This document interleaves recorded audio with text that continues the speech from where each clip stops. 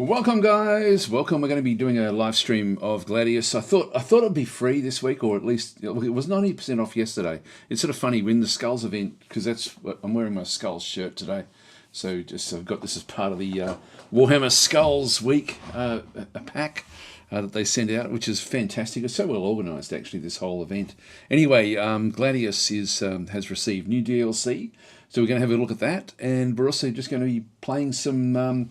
Like a few hours of Gladius. Awesome game, and it is completely free right now for this week in the Skulls event. Yesterday it was 90% off, and then today it's free. So I'm not sure what's going to happen during the rest of the week. I'm assuming it's going to be free for the whole week. So if you don't have Gladius, grab it. And then, of course, you've got the various DLCs. They do still cost money, but the base game, which is absolutely awesome, does not cost any money. So by all means, grab it. If you, Gladius for me is the best of the all of the Warhammer 40,000 games. It's by far the best. So getting it for free, and that's even just like in the base game, you've still got 4 incredibly good factions to play, and you don't need the other factions if you're sort of just playing at little bits and pieces, and you'll definitely know whether you like the other games, like the other content, if that's sort of what you're looking for. Hi, Bob. Bob's saying, howdy, everyone. Must be difficult for you to show off all these games you dislike. Yeah, it's terrible. It's terrible. Oh, God, I hate my life. Here we go. It takes forever to load in. There's so much stuff going on. You can see this is Gladius 1.14.0 with the Demolition pack. Now, one thing that always comes through with Gladius is whenever there has been any sort of update or addition to the game, it will then show up in the patch notes. So we can then have a bit of a look and see what actually does go on through here. So I'll just cover the stuff. So it just came out basically yesterday, I think. Anyway, new units, Demolition pack. So we've got a Field Ordnance Battery for the Astra Militarum. Tier 3, that's pretty early on. Large man-portable artillery unit able to shell out enemy positions at long range. That's good. It sort of it then adds into the the rest of what the Astra Militarum are good at, which is a long-range sort of bombardment.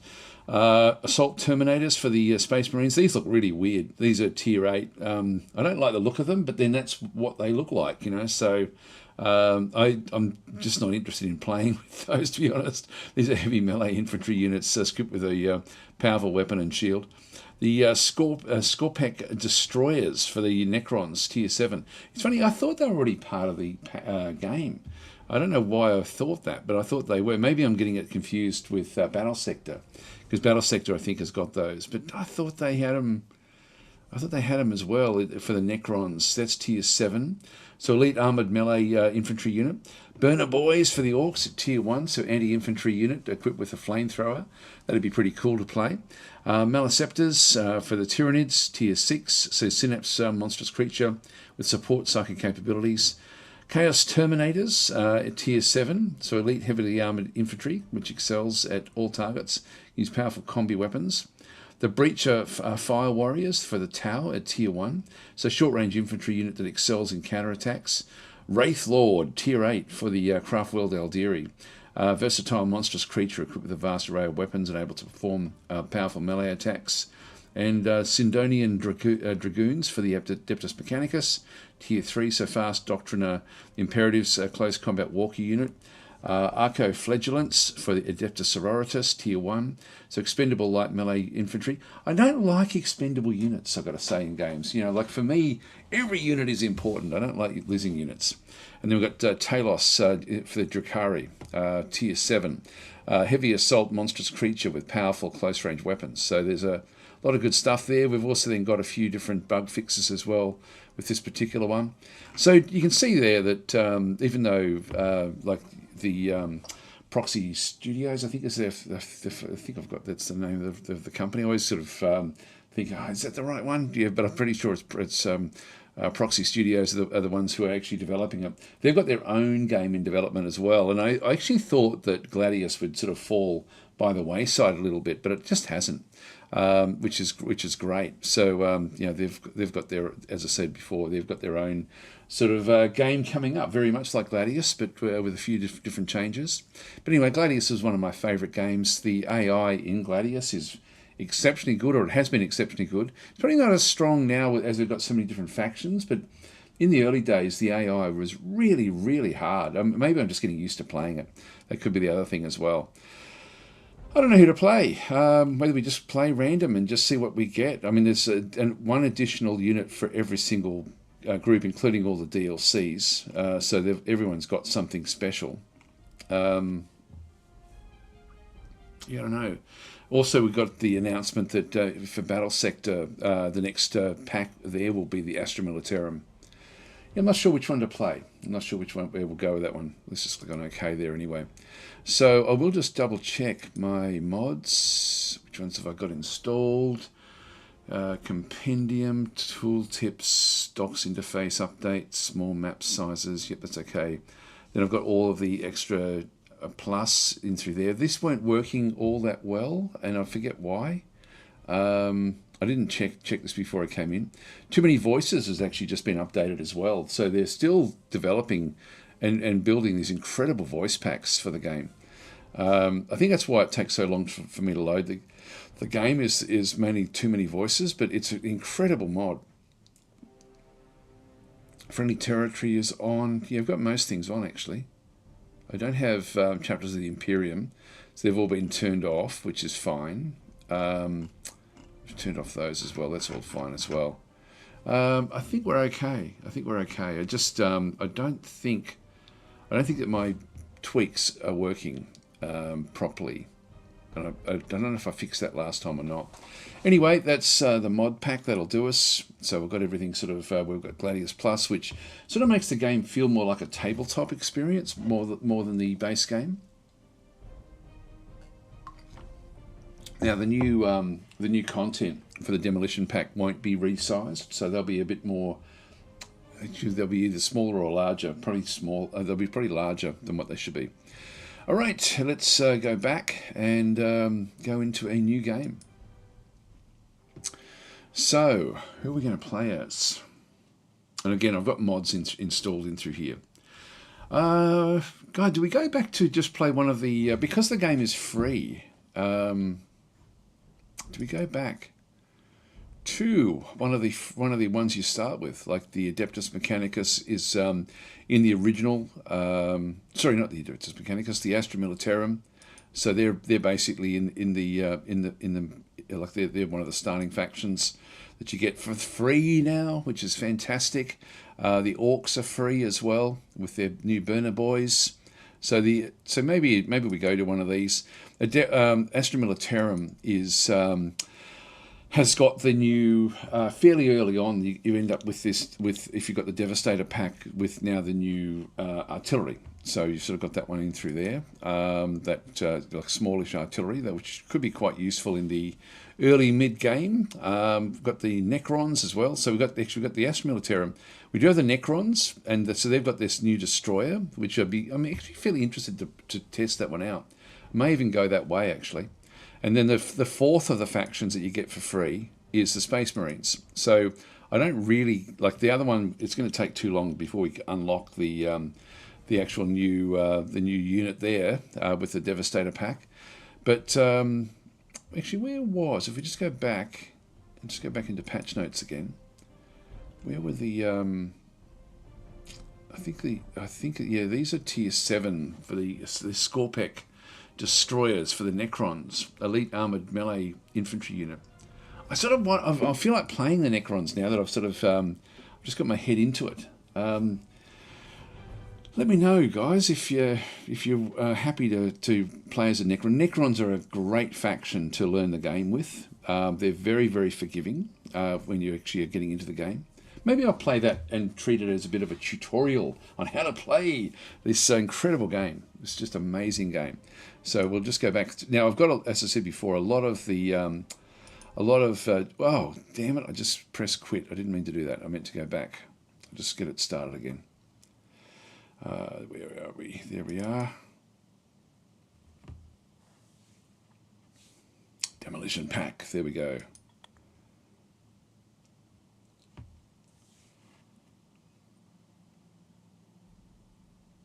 Right. See, the second time it loads in, it's very, very fast. Which the first time it takes like sort of like 10 minutes, but the second time is nice and quick. So we'll just go to new game. So let's go to Necrons. Now, I'm thinking playing one of the 4 starting factions is a good way to go. You've sort of course got all these different DLCs as well. I always get asked which DLC should you get. It really depends on you. Like if you're finding that you are finding the game too easy, like with the various other factions, there are some factions that are very, very difficult to play, but very rewarding to play. Like they're fun, but they're quite tricky. And so, for example, the Adeptus Mechanicus is quite an intricate faction. So I won't say that they're. I mean, they're fun to play, like a real lot of fun to play, but they're just a little bit more. You need to know the game to really be able to make the most of it.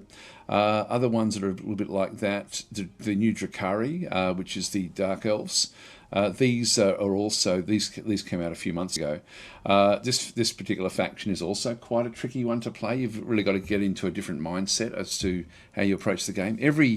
Every faction in the game is really quite unique. So they're probably the 2 hardest ones, I think.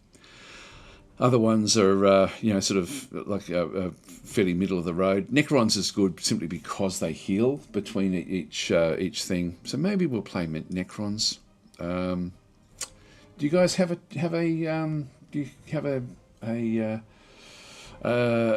like something you'd like to see more than that? Just sort of let me know in the chat if there's something else. It's actually, the chat's gone really quiet. What's going on? Are we still up and running? Yeah, we are. Okay. So we're still going. That's good.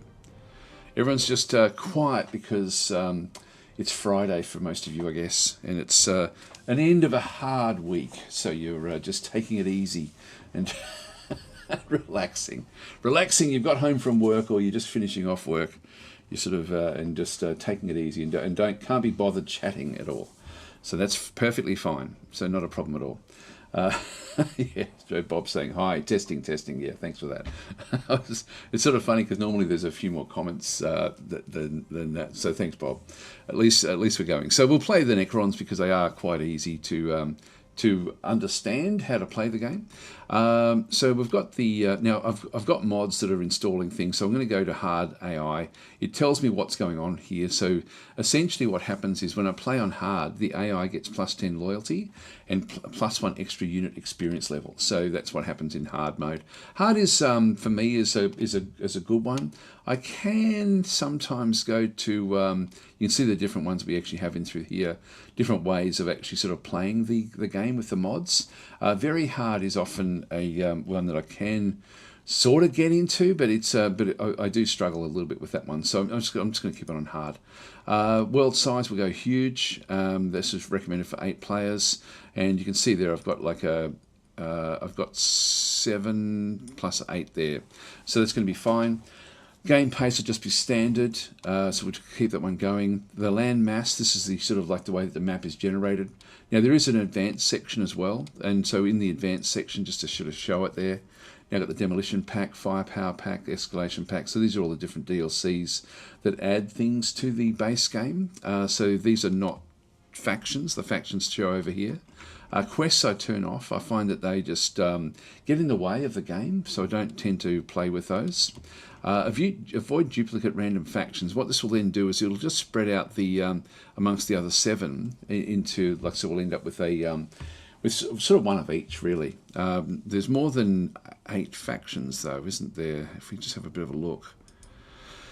1, 2, 3, 4, 5, 6, 7, 8, 9, 10, 11. So there's 11, hang on, 1, 2, 3, 4, 5, 6, 7, 8, 9, 10, 11. Yeah, there's 11 factions.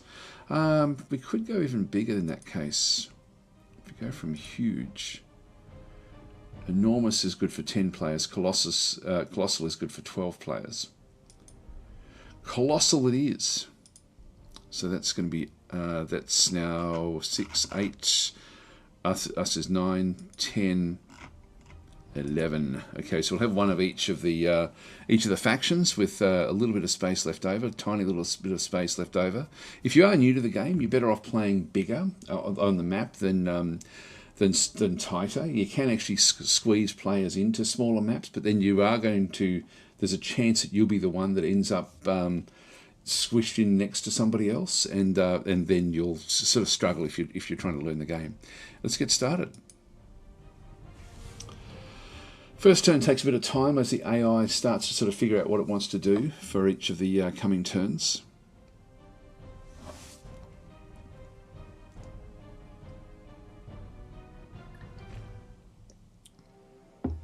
Just going to grab a drink of water. For eons we waited for new life to cover our world. Life weak with the warp's taint. The time was ripe to wake, to finally defeat the old ones, to take the galaxy for ourselves. Our old enemies left us a gift, one that tore the planet apart and trapped us here. This is a rude awakening, but this planet shall learn to fear the Necrons again.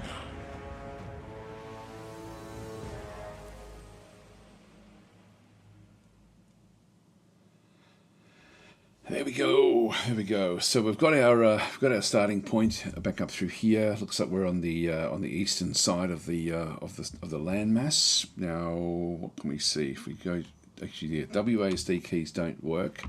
Use arrow keys. Looks like we may have a waterway that extends in. It's a bit hard to sort of tell. We don't get to see, we don't get to really have a good look through the fog of war. There's a bit of a coastline there, which we can see. A bit more of a coastline there as well, potentially. Not seeing coastlines down this other side. It's a bit hard to tell. Yeah, just having a bit of a look to see what we can spot through the fog of war. Looks like there's some trees back in through there as well. And then that should be the end of the edge of the map up through this other side. So we can sort of see the valleys and the will appear to be like ocean as well. So anyway, that's where we are. So this is ruins back in through this other side. We do actually have a ruin of Vol back in through here, which we'll be able to pick up some loot from. So this is sort of like one of the features on the actual map itself. Back in through here. Now, one thing playing as the Necrons, they use these Canoptech spiders to then go and build their cities, but the city has to be over the top of a Necron tomb. So if we just go through each of them, we've got wireweed has been discovered around the place. This is going to damage us if we go into it. This is the wireweed back in through here.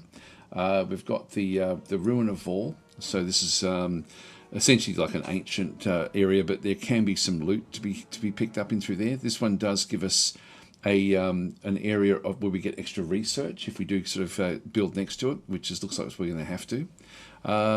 Then we have, of course, the Necron tomb. Now, the Necron tombs, you can see there's sort of like this yellowish stuff coming up. So that's when you play as the Necrons, that's what you have to.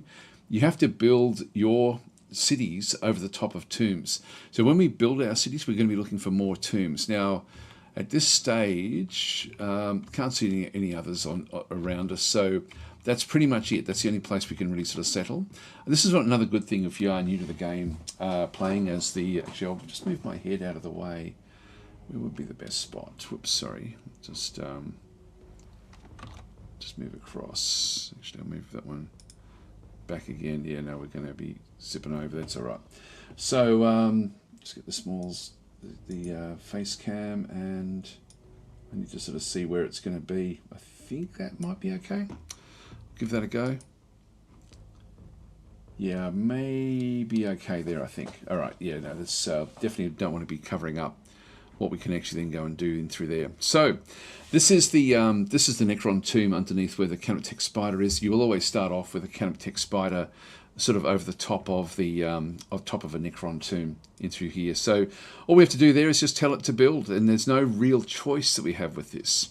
You can see there that at this location, we're getting, and if we're just getting hovering over through here, plus 40% for research. That's actually what we're going to be getting. By the way, each faction has got like its own unique, not completely unique, but it uses there's a heap of different resources. It only shows you the resources that are important for your faction. So I'm just going to get my camera again.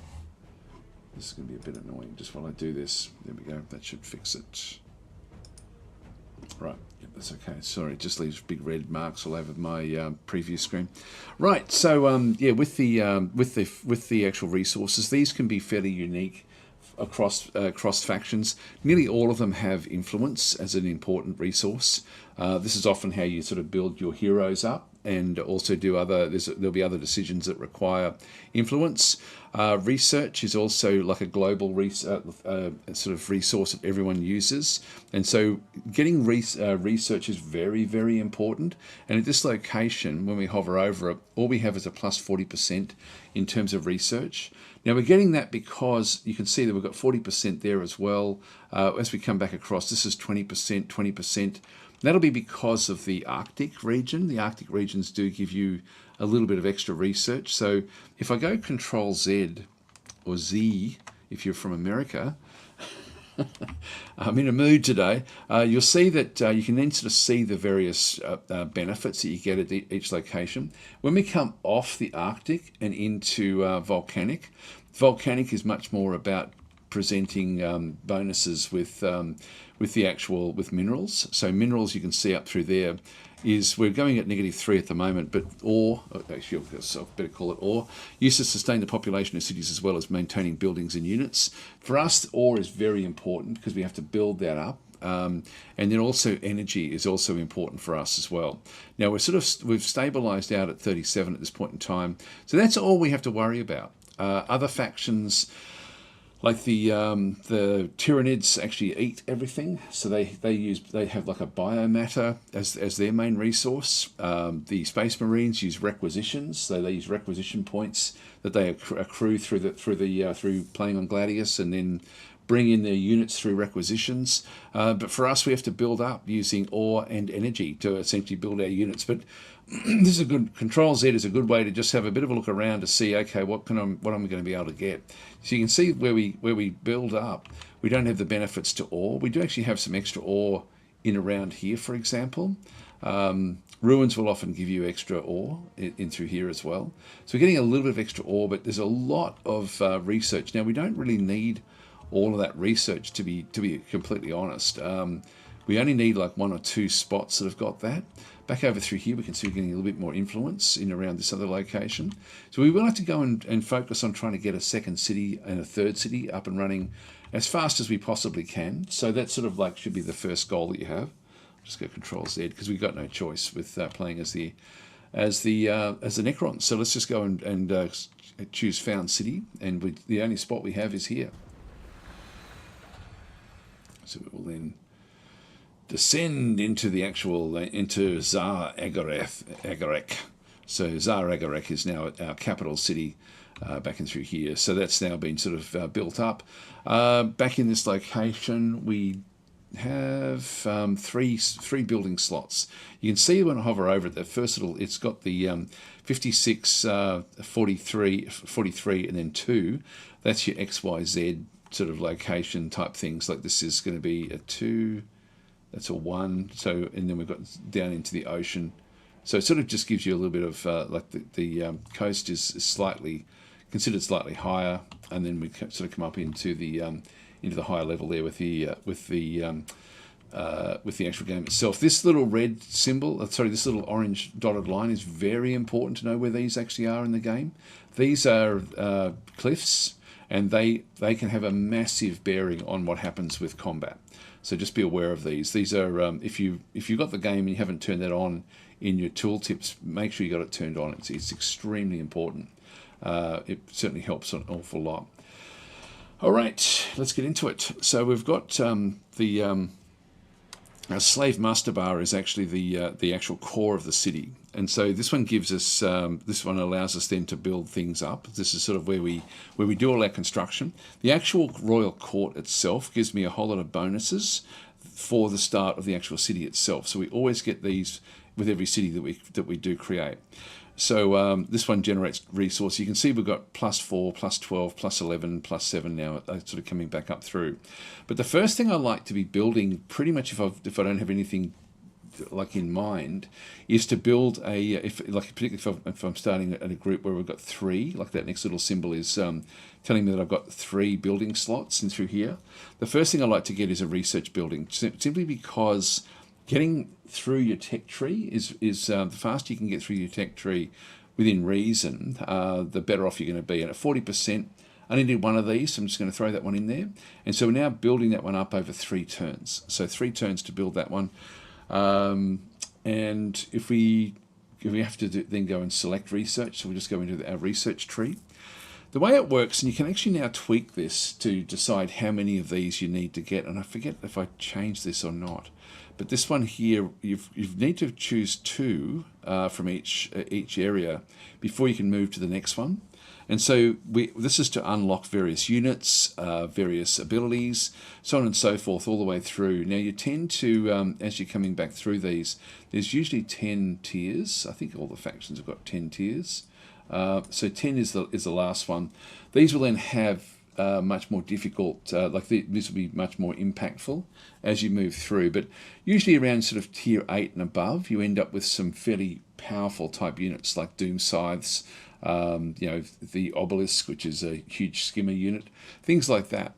The new one that we end up having, though, for us, is the Skorpek Destroyers, so Elite Armoured Melee Infantry Unit. So that's actually at tier 7. It's going to be a long time before we can actually get to see that one, unfortunately, because there's a lot of other ones in the way. But our first priority should really be economy, just to sort of build things up. Sometimes to get to the economy that we require, we then have to make a choice as to which way we're going to go with the actual building of everything. So if we have a look at tier 1, we'll have a look at what we're aiming for. We need to get to the Canoptech Spider, because that's the one that allows us to build the cities. So we need to get to tier 3 to get to that one, which means we need 2 from this one and 2 from this one. So if we have a bit of a look at it, we've got Trusted Slaves, so increases the ore output of alchemic quarries by 17%. That would be okay. The Royal Pyramid, building that produces heroes as well as generates influence, increases loyalty. That would be a good one as well. We're definitely going to need that one.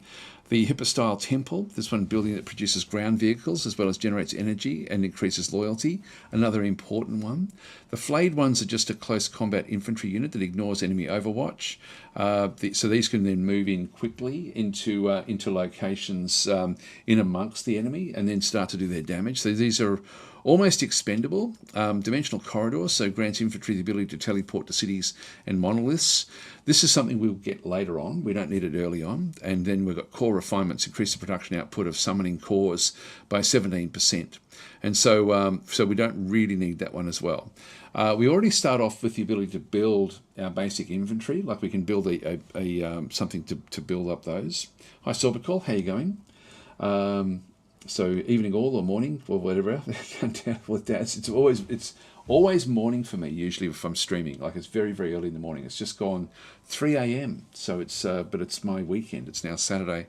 Well, I've got a lot of work to do this weekend. So for different clients and things. So anyway, I'll be here at the moment. Then actually probably in about 24 hours as well.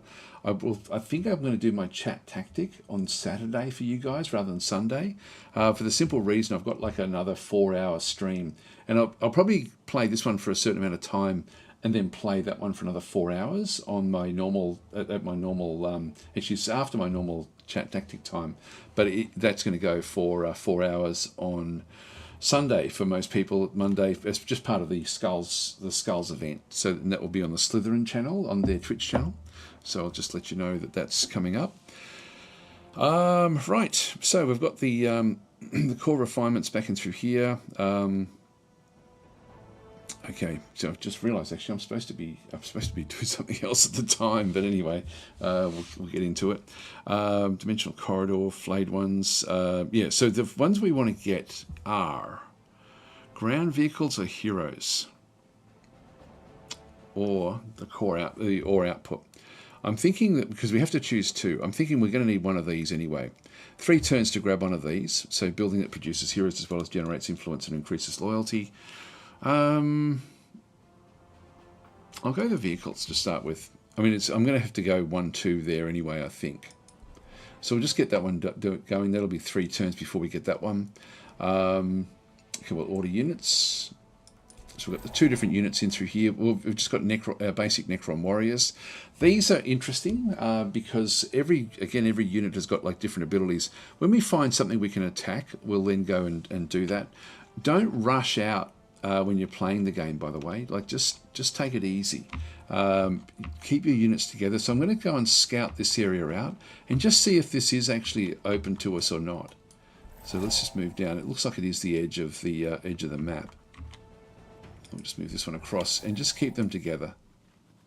So we've got a forest here, which is going to sort of slow us down a little bit. All right, we'll end our turn there. There's nothing else we can do.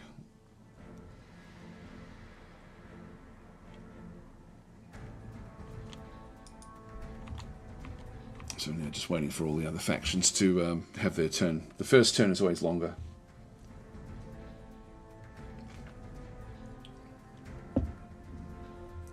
So Silvercill's saying, when you upload the chat tactic, can you include the chat as well? I can't always watch live, so it's good to be able to follow it afterwards. I thought it did anyway.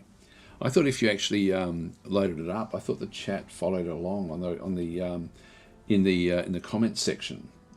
Am I wrong about that? Because I've seen other live streams where it's basically off on the side. I'll look into it because that should be there by default. I'm pretty sure. I don't think there's a setting. Let me have a look. Because it's sort of, it's a bit like this one here. If we're going to settings, yeah, because that's pretty important.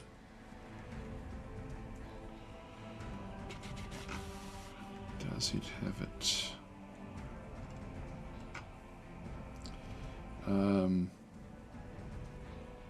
Yeah, maybe it is something that I've actually accidentally sort of turned off. This is all the stuff.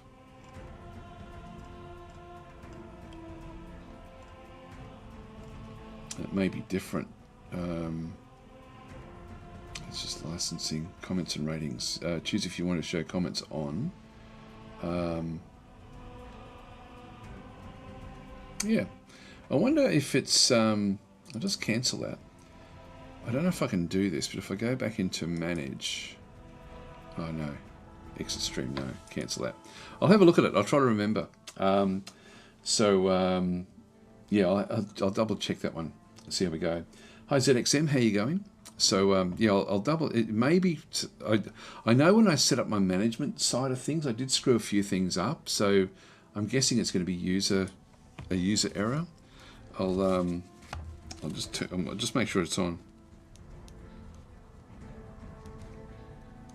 Just write a little note to myself because that is important. That's very important actually. Thank you for the feedback. Okay, so we've got the different units. Like we can no longer, we've got Fog of War in through here, but we can see that there's going to be a cliff all the way around in this other side. So if I sort of select that one, we can see that there is a cliff there. We just don't know what's going on with it. There we go. That's now showing us all the water.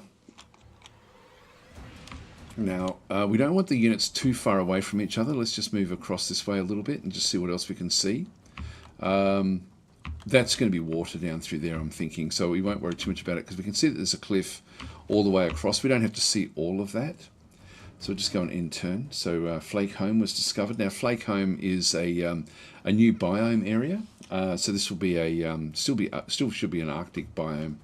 The different named areas will then actually have it looks like we're in Flake Home is the actual biome itself. It looks like we've got a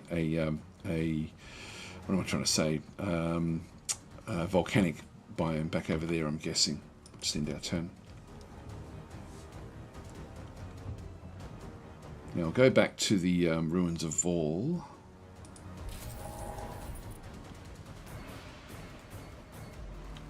Yeah, we just picked up armor plus braces from there. So we just found that one. The other unit. I don't really need to see what's up there, but we can just have a bit of a look up this other side. Just get a feel for our coastline in through here. In turn. Now I'm doing exactly what you shouldn't do, which is to separate your units. Here they come.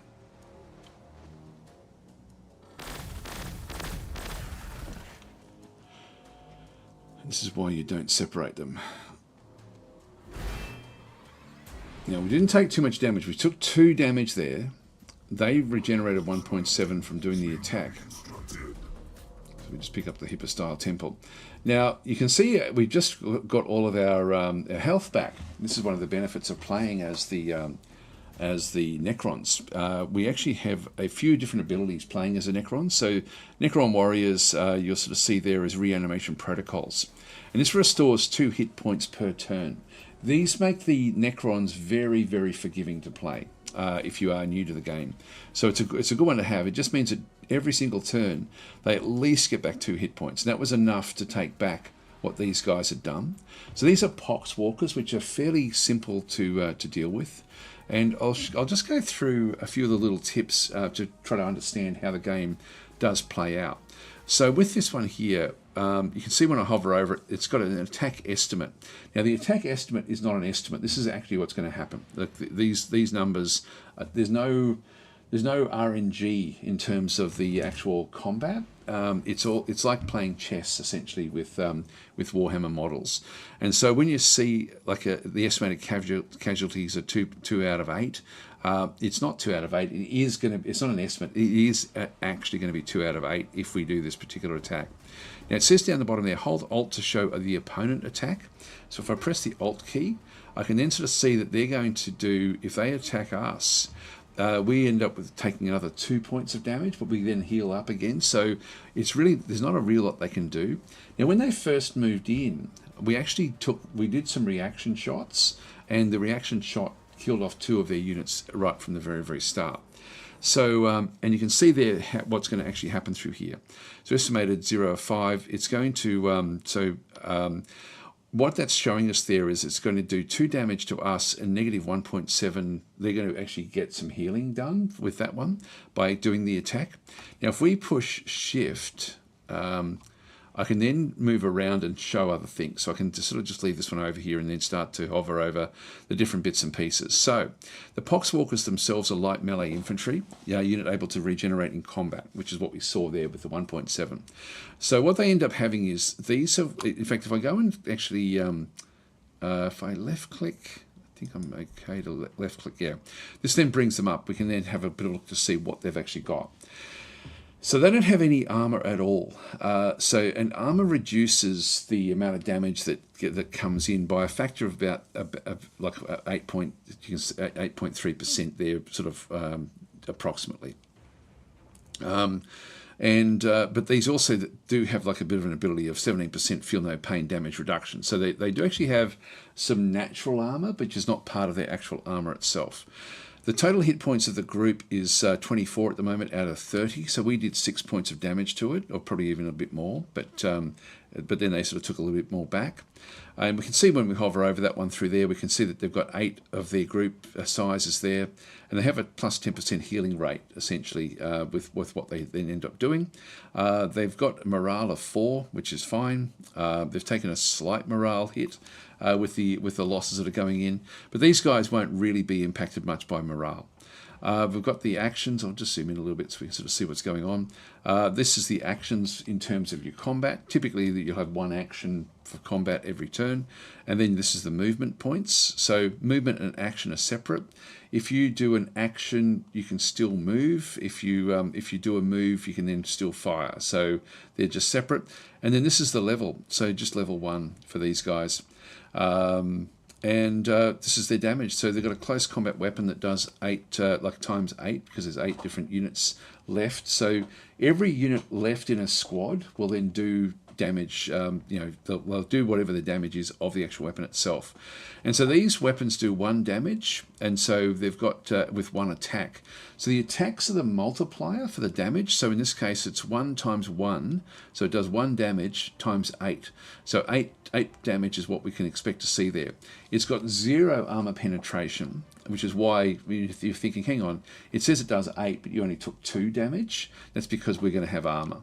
And also accuracy. Accuracy is also a multiplier. So if we have a look at the accuracy of 6, 12 is 100%, 6 is 50%. So of the 8 damage, 4 of it will get through. So they've got 4 damage that would then get through with that accuracy. And there's certain things in the game that can impact accuracy and so on and so forth. And so they've just got their maul. They've got they're carrying a maul. And so that's the damage that then comes back from that one through there. If we go and have a look at a few of the other things, they have Curse of the Walking Pox. So this is the plus 83% life stealing. So with the 2 damage that they did to us, times 83% is going to give them 1.7. So 1.7 comes back in. So this is the strength that these pox walkers end up having. They also have fearless, so they end up losing very little morale. Move through cover, so they can just move straight through forests or ruins without any problem. And they've got an unending horde, so increases the damage reduction. So they have a feel no pain, which is sort of like armor. That's sort of how it works. So like the zombies of ancient Terran fiction, poxwalkers do not stop unless they are thoroughly destroyed. So there's good information everywhere with what this one is. This is the different things that they can then do, similar to us. If we go and click on our unit as an example, as a comparison, we can then sort of see that we've got 6 armor, which is very, very heavy armor for early units. So it reduces the amount of damage taken from weapons and abilities. Each point of armor reduces the damage taken by approximately 8.3%. So at 6, we're sort of we're getting basically 50%, which is sort of why the 4 damage that they did is now only 2 damage that came back through because of because we've got 6 armor. So we can see there 50% armor damage reduction. So that's essentially the 4 becomes 2 with the damage that goes in. So we've actually regenerated. You can sort of see that there's going to be reanimation protocols. Gives us our 2 points back. Hit points, we've got 15 hit points back and through there. We've got the squad is 5. So if we have a bit of a look at what we have through here, the Gauze Flayer. So this is our morale. This is the actions, the movement, and then we have the level as well. So the experience level of the unit, every level. Actually, it might be. Sorry, I think I might have said that wrong before. When we do an action, that's pretty much it. We then use up the movement as well. So with the Gauze Flayer. I think some units can do it, some units can't. Anyway, we'll get to it. It'll show in their ability. So it's worth getting to know your units with what they can then go and do. So our units are using a Gauze Flayer, which has got damage of 1.5 times the 5 because of the different units, and then also times 1 for the attack. So we're doing, 7.5 at this point in time. Armor penetration is 1. Now that means that if there is a unit with 1 armor, it means that the armor is, like that 1 armor gets subtracted down to 0, and so we do full damage.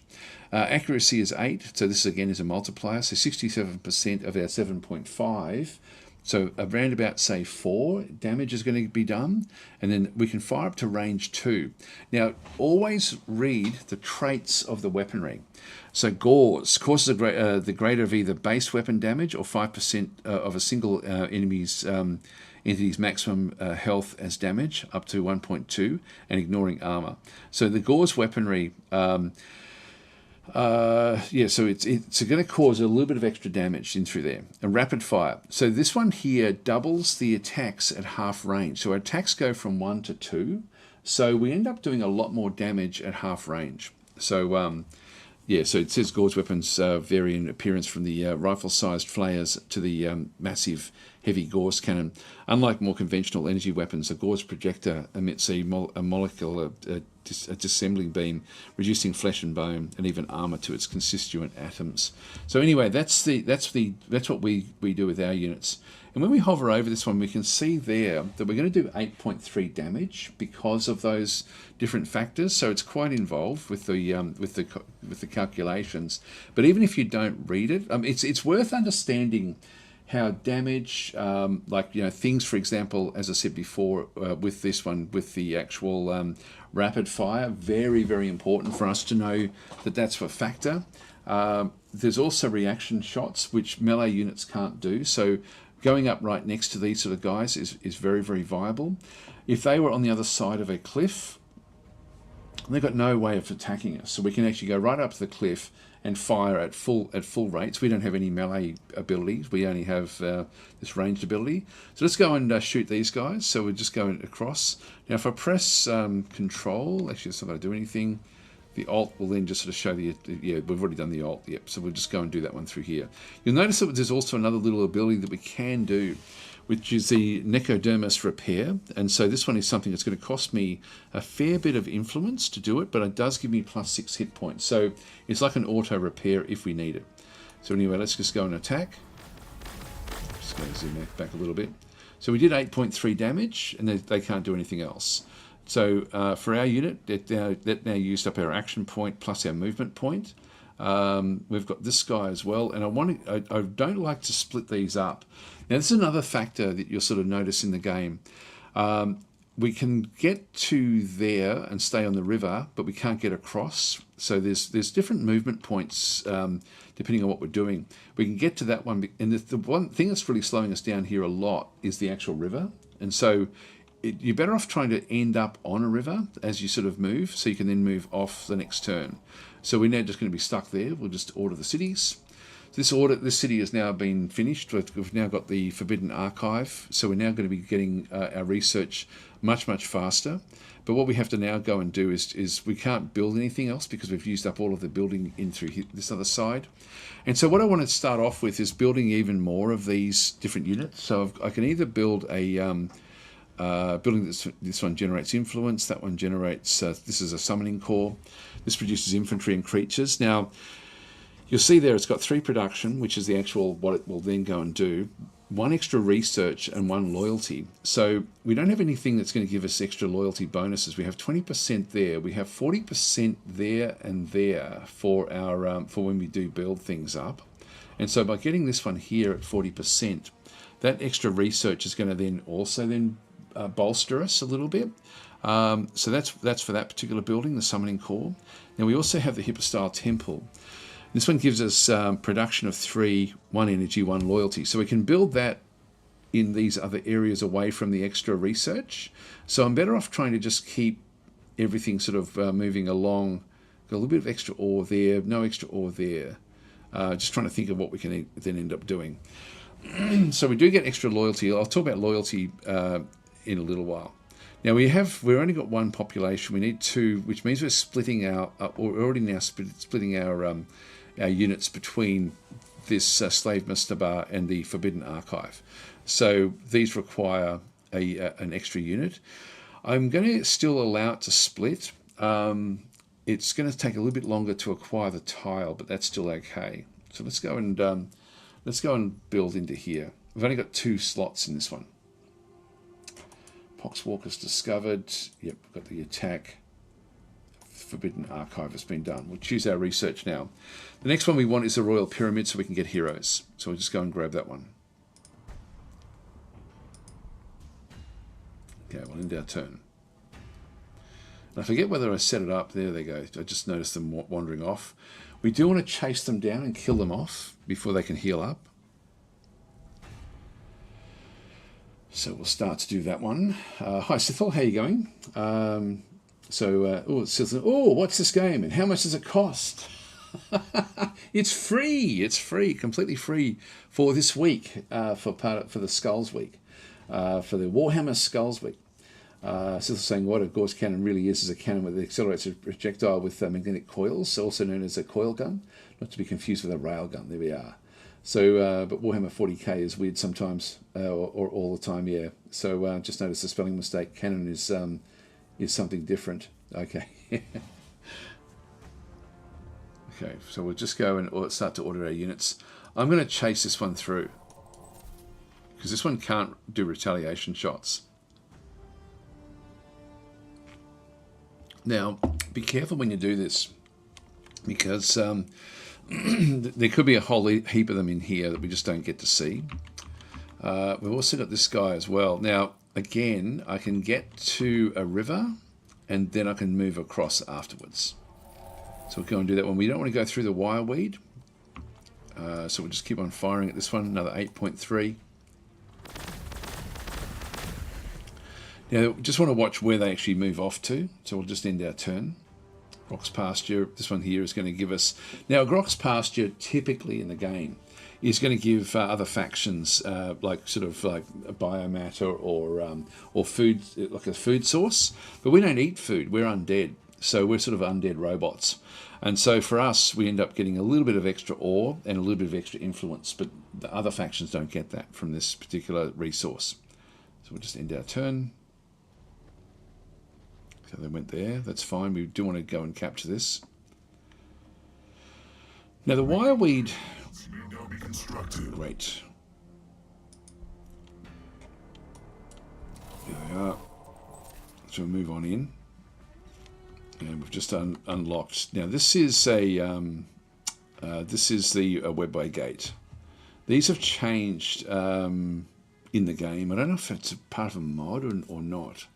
The webway gates typically used to be a lot smaller, but now they're just sort of like half gates at this point in time, which is fine. I don't mind them being really big like this if it's just half the graphic. So almost got it. Just will be unrelenting. Now I'm going to take my unit through the wireweed because they heal up. I normally would never do this. So we're now in the wireweed, and it's going to give us. We're going to take some damage from that, but I need to get across this other side. In hindsight, I didn't know it was going to go down there. I just wanted to follow up and be close to what was happening. But we'll just keep on going across. Oh, I must have set this one up to be 3. Yeah, because you can now change the setup. Now, trusted slaves. We don't have that one through there. I think what I might do.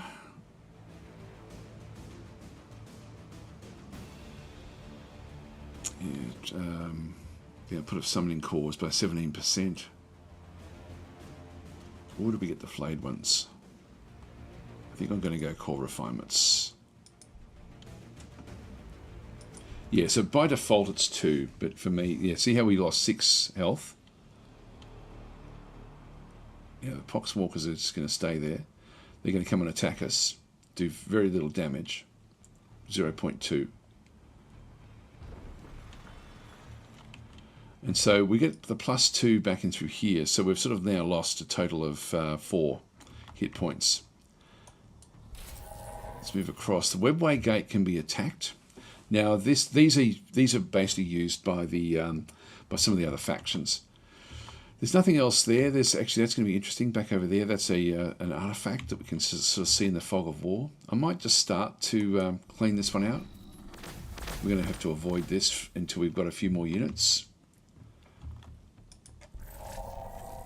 Just watch and see what we can find in through here.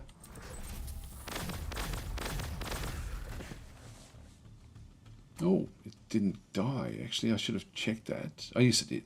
Yep, it's gone. Right. We've got the... we've now acquired the tile back down through this other side, so we can now start to build into there. We've now got the 2 populations, so we now are using up all the population, which is good.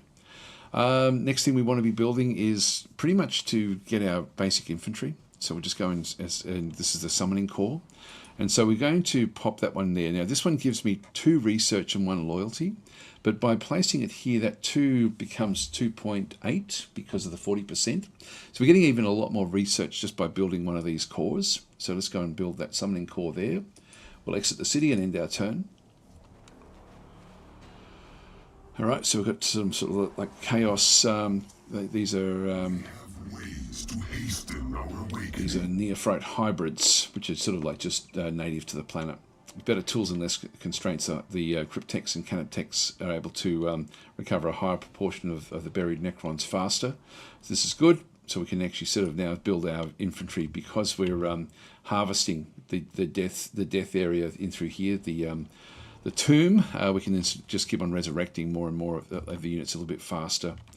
We'll keep that one going. I'm going to avoid this until we have more of an army. Now that's another one that gives us a little bit of extra health points, so it's going to be important for us. Can we kill this webway gate off?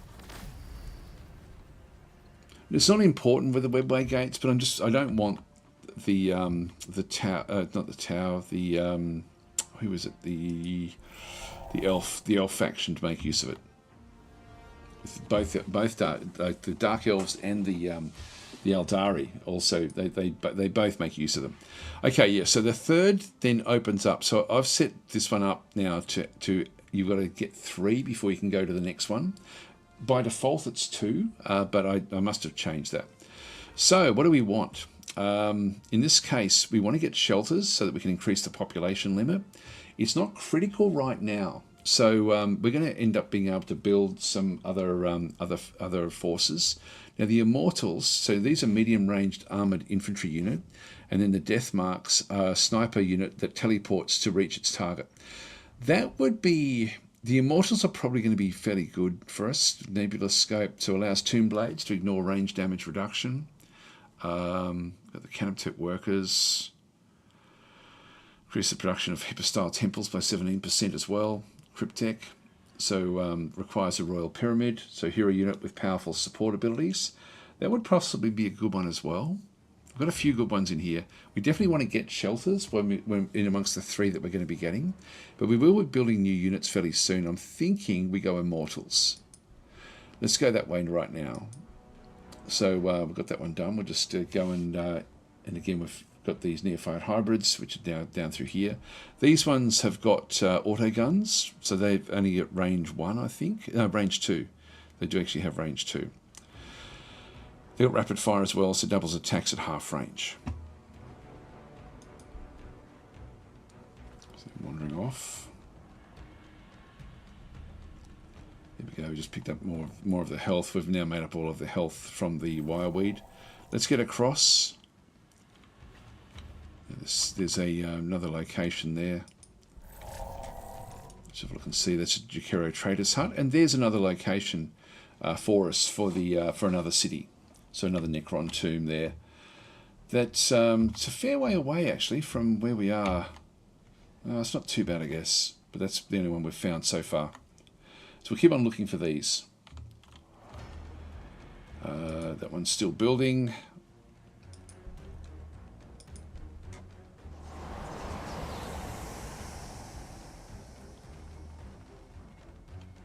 And we have reaction fire, like Overwatch. So we did 5 damage to that one. See, the Necrons are very, very powerful. Just their basic unit is very, very good. We're in the forest, so we end up protecting ourselves a bit. Any and all resistance. Now, these Immortals, they use Tesla carbines. So they do 2 damage, attacks 1.5 times 5. So they do a lot of damage, but no armor penetration. These are very good against infantry.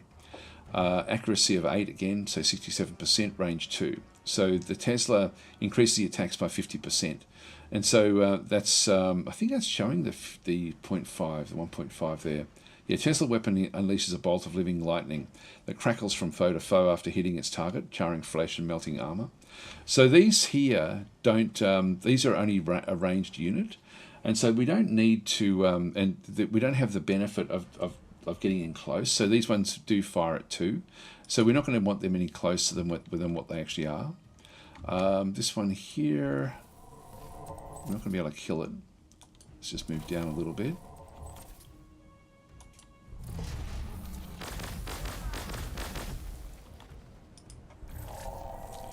Another thing as well, whenever an attack goes in, you can see that there's two of the Neophyte Hybrids left.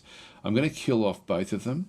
Anything within 3 of this, so 1, 2, 3, anything in that region of our forces will pick up experience from the kill. And so that's another reason to try to keep your units together. Hi Tenru, how are you going?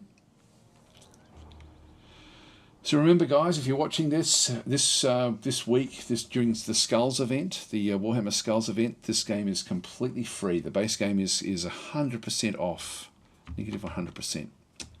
Choose research. I think it's for the whole week. Definitely right now it is. Now, the next thing we want to get, we've got the Death Marks Sniper Unit.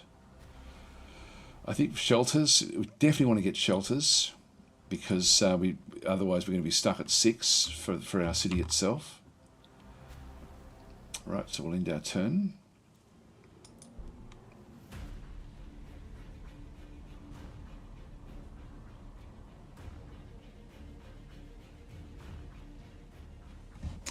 One more turn and then we can start to build other infantry.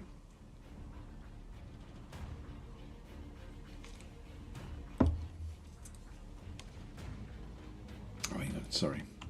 We're still moving.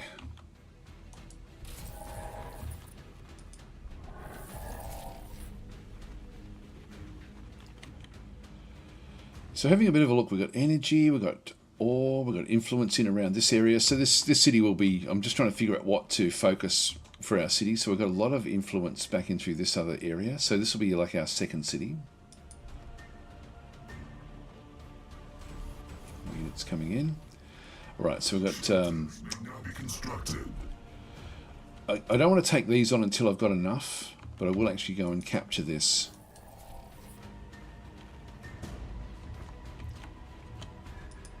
Just move down another webway gate, and we've found ourselves some more neophyte hybrids. They will then do overwatch attacks. We are in the forest, which does protect us a fair bit. Protects them as well.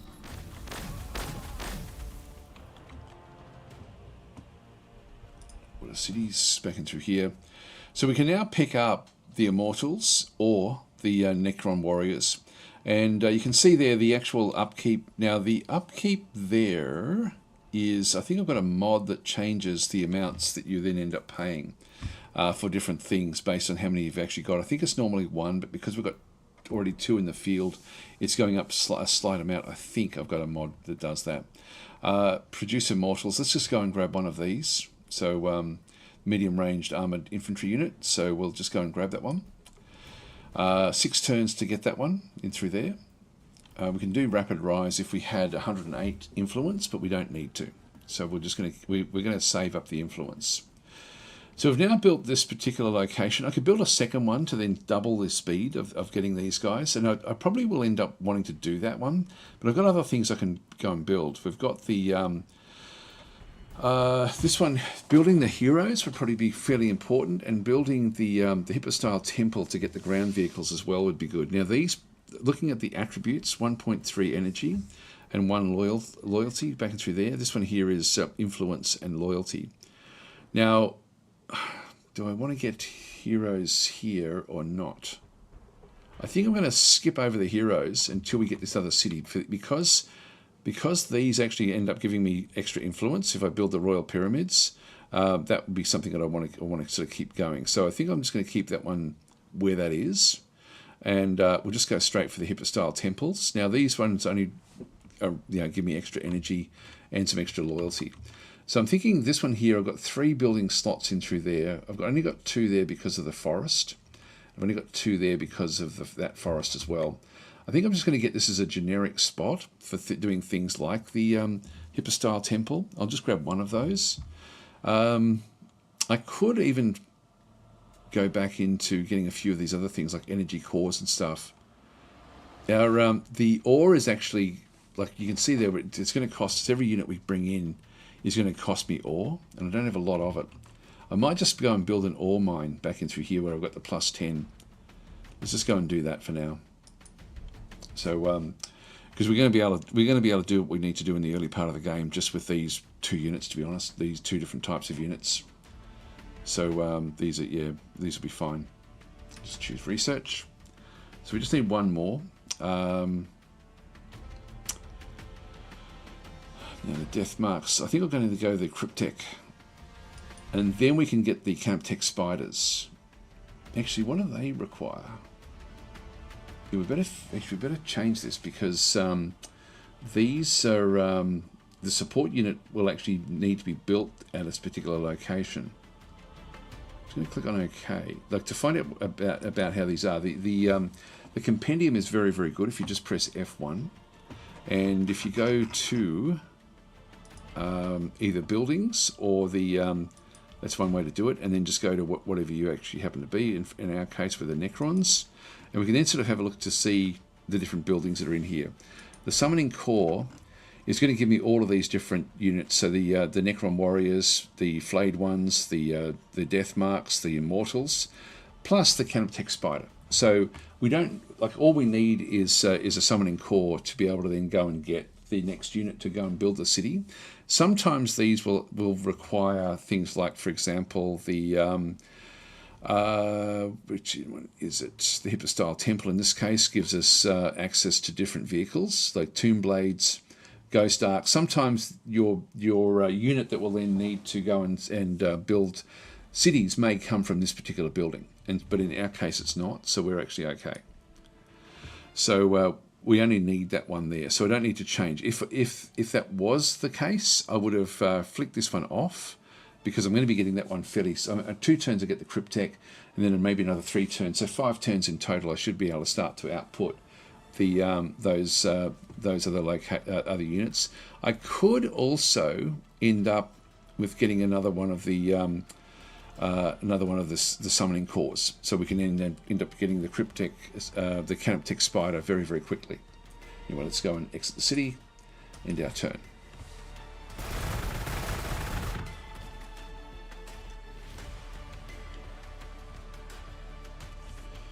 Right, now we've just got 3 population. This is why we need to also get our population up and running. Now I can't fire at this one, we're not close enough. I'm going to try to push it down into my region. So I'm just going to go and move down. There's another one over there. They also have, they can hit us at range 2. So we've got, for our hit points, we've still got the, we've only got a group size of 4 in amongst there. So we're only doing 4 times the damage, like rather than 5. But we're now sort of doing big damage in here. And then when we bring the next one across, we should then be able to finish that one off. Yeah, recaf leaf discovered, that's okay.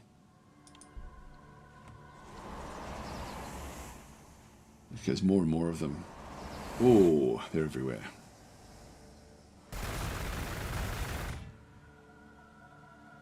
Okay, they stayed in the fight.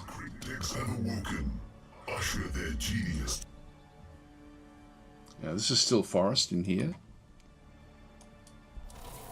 Just keep on scouting as we go. Some units, again, reading the description in their weaponry, some units like actually then lose accuracy if they move, but that's not the case with us. Okay, we're not going to be able to quite kill it off. I should have gone there.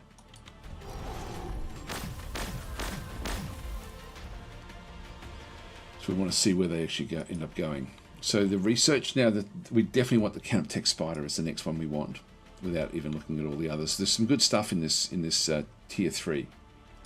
Just end our turn there. Just moved in. It didn't move out of the way.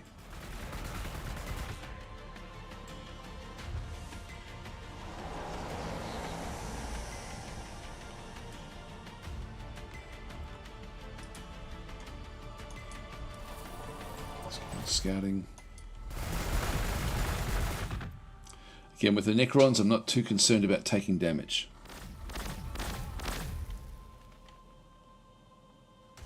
That's been destroyed.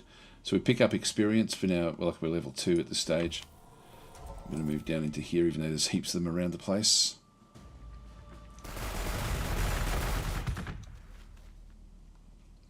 Now, taking these locations, it does give me a little bit of protection. A little bit like the forest or the ruins. Or the cities. So 2 more turns we pick up one of these. So that's now got the we've now got ore coming in, which is important for us. We're going to need to get a lot of ore. Next thing we need to do is we need to go and acquire another tile. So I'm just going to go and grab this one here, I think. That way we can start to build up other things there. Exit the city and end our turn.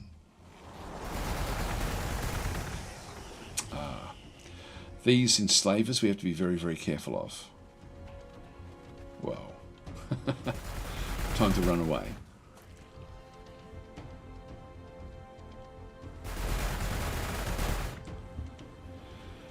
So we're going to leave all of this to these. This is now too big for us at this point in time.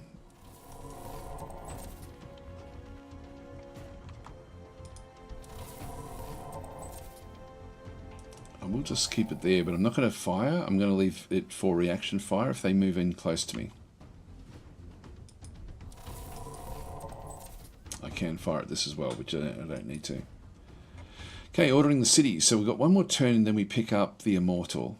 In this case, a few things we need to do. We're now up to 3 of 6, so there's no screaming urgency to get more of the shelters.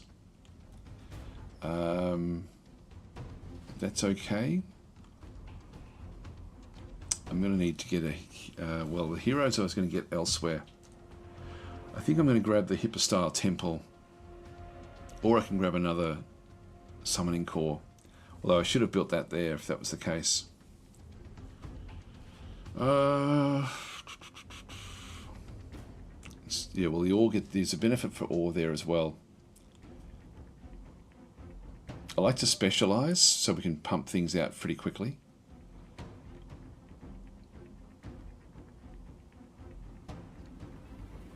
Yeah, influence will do it the other location.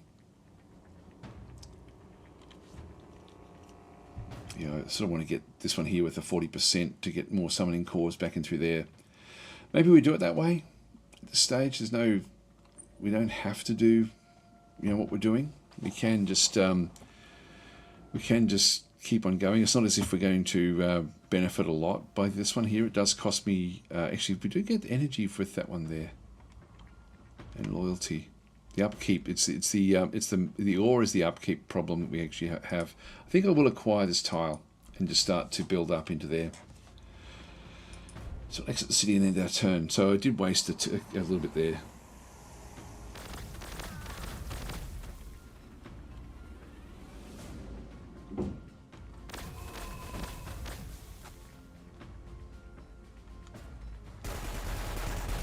So they're coming in. They're going to chase us back. This is where the AI is very good. It's very good at pulsing its attacks like this.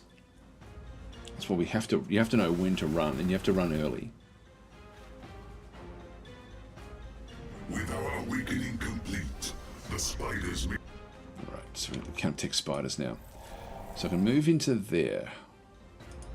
I can move that one all the way back up to there. I want to stay in the forest where I've got protection. Now if I move to there, I can still focus on this one here. And leave this one to try to mask this one until it actually heals up a little bit. We've now got the Immortals. Order cities. So the next one, we want the Canoptech Spiders. This come so now this is now we can go and grab that next city. So we can get that in 4 turns. That's good. And you can see we're just our population. We're just never quite keeping up with the population requirements. Choosing research. Now, we've pretty much got what we need. The next thing we're going to be needing is to go and get the Baroque Shrine, ultimately. So we got access to that one. The Annihilation Barge is an anti-infantry vehicle unit. That would be okay. The Destroyer Lord, hero unit with exceptional close combat capabilities. We'd probably end up going that way, but we don't need it just yet. Increase the energy output of energy cores by 17%. This one here, increase the healing of living metal by +4 per turn.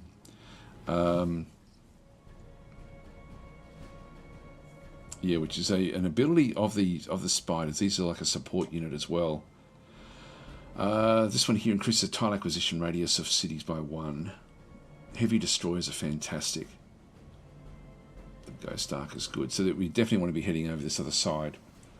So now I think we can go and start to. We're still going to get this one as well, which we will be needing to get once we get our second city. These Baroque, the loyalty buildings. Which way? Which way? Which way? A lot of these are great to come back to. I'll go with the Annihilation. No, I'll go the Baroque Shrine.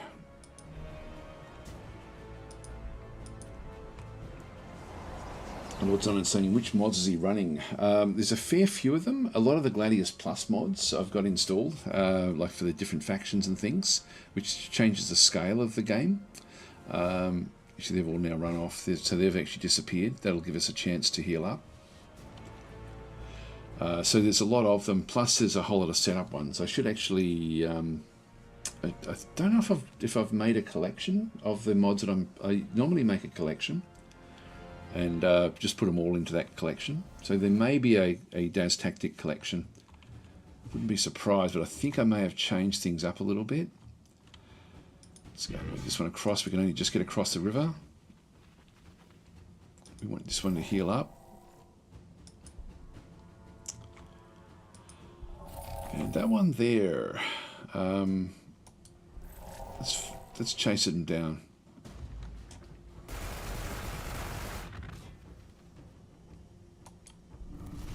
We don't get to finish it off, so we don't get the experience from it. Okay, Order of Cities. Now, building back into here, we want to get another one of the summoning cores. This is going to then allow us to get the infantry a lot faster. And at 40%, we then end up getting the extra bonus to research as well. All right, exit city and turn. Hi Gamer Salah, how you going? And Christopher saying, hey Des, I've just played a game with the Necrons before I switched to your stream. There we go. The Necrons are a great faction. Okay, this one's now snuck back through. Increases loyalty. Yep, that's a good. Okay, so this one here, if I go and right click on this one but don't actually let go, if I just go and click that one there, it's showing I'm going to do 4.5 damage from that location. If I do shift while I've got that selected or control, I forget which one it is. It's shift to keep visible, control for max damage. That is my maximum damage because of the weapon that this one's got. It's just a Tesla weapon which increases attacks by 50%. So it's essentially just going to be moving into there is fine. Do the damage. So these do damage at long range. These other ones are better off at short range. So I'm going to move this one up next to it. And we'll do that damage there. And this one's now almost healed, so that because it's going to self-heal anyway, I might as well bring it down. And then we can finish that one off again within 3, so 1, 2, 3. Anything inside there is going to pick up experience. This one's on 0 at this stage. These are on 2, which gives it extra hit points and other abilities with its experience. And so everyone picks up a bit of experience, 1.2, not enough for this one to level up. We'll choose our next bit of research. We're going to be going for heroes at this next location, so I think I'm going to grab this one here, the Destroyer Lord. And that will then allow us to then go and start to build other things as well. So we'll end our turn.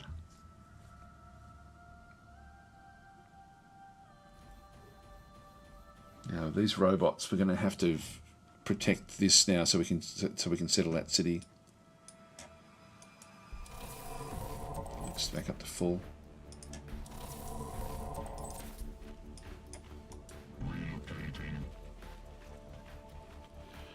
These have got armor penetration of 0. These have got armor penetration of 1. So this is going to be very hard with these robots. We don't want to do anything there, just skip.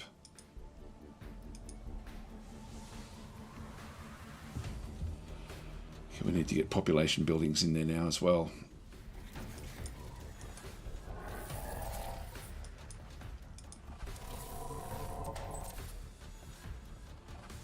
I think I'll just stay back. I'm just going to press space on both of those. Here comes the Canoptech Spider.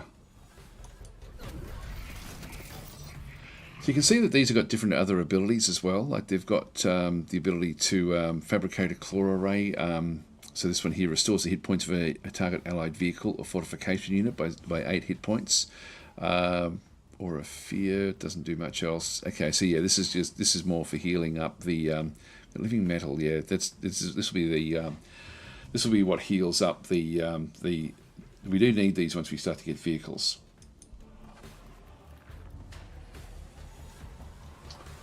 We don't need them yet.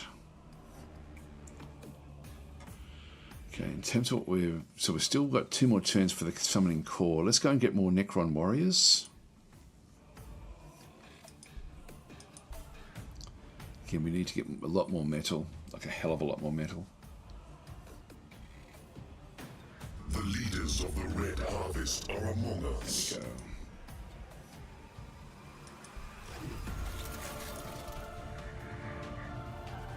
go. Moving across.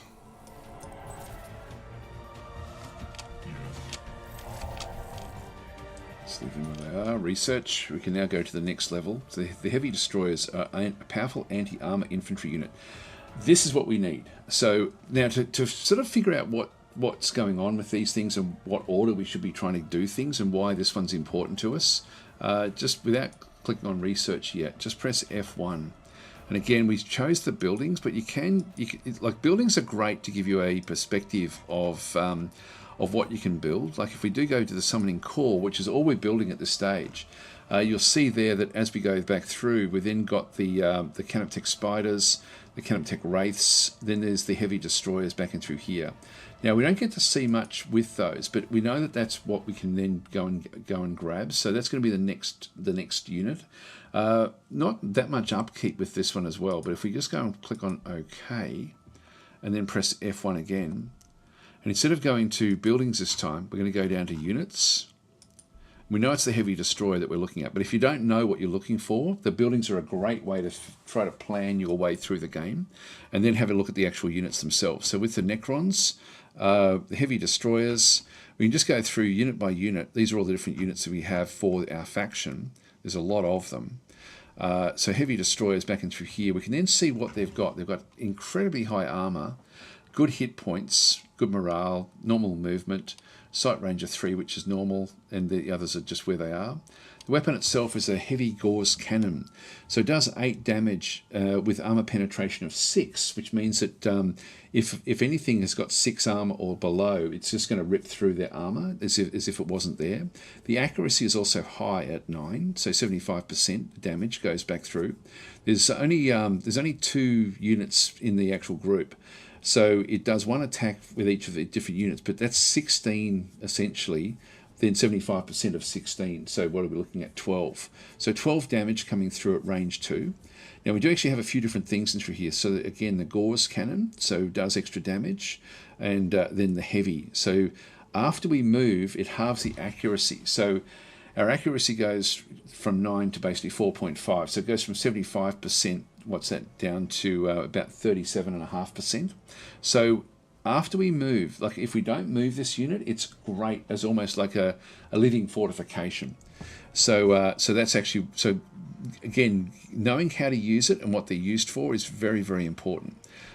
So as you go through them all, each of the different weapons have got like different, like Doomsday Arc we're going to be able to get fairly soon. It's got a few different types of weapons.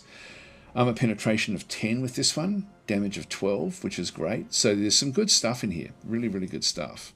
Anyway, let's just choose our research. So heavy destroyers is the no-brainer for us. So we can definitely go that way. We'll just end our turn. But if you are new to the game, just read through that one and just get a feel for what they're good at, what each of the different units, and then you can start to aim for those. We've got queued orders for this one. Now, if we want to try to get to there, yeah, we can get to there in 2.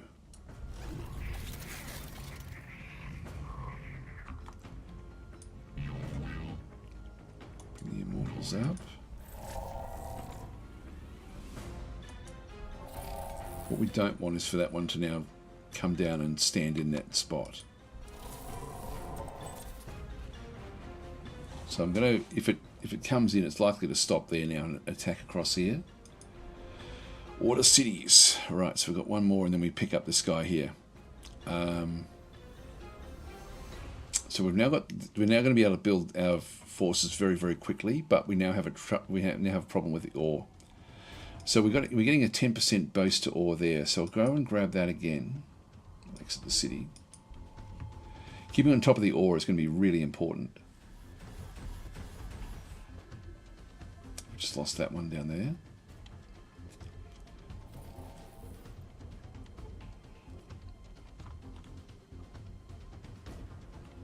Go down Necron warriors. What I'm going to do is I'm just going to go and tell this one here just to set the rally point to that location rather than that one. This will be more valuable to us.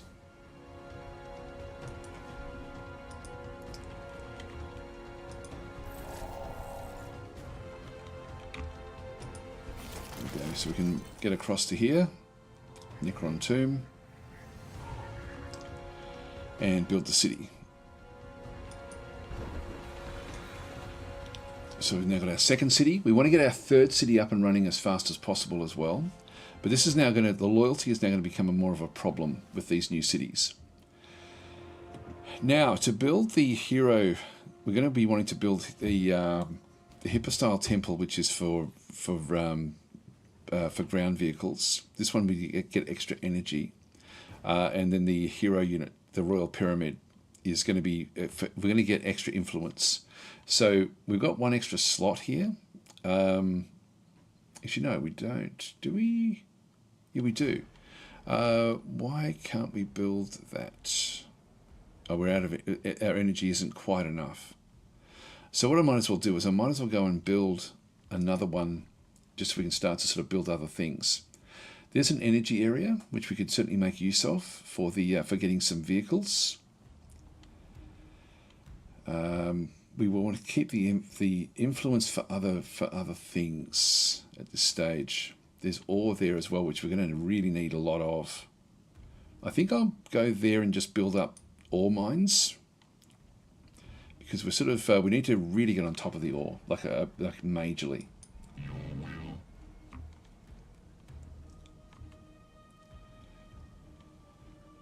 Yeah, the Immortals.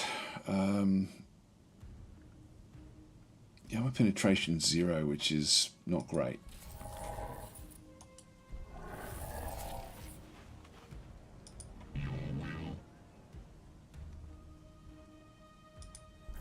Yeah, I'll just leave them behind.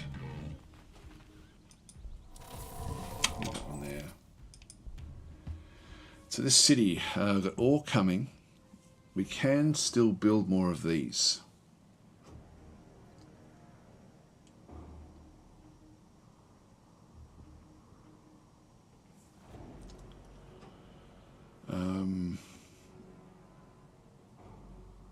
Necron warriors. I'll grab another immortal, I think.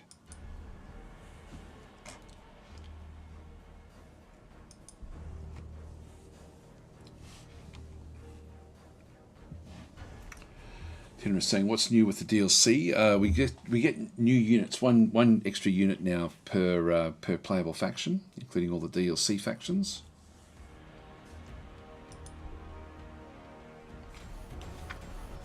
Yep, in she comes.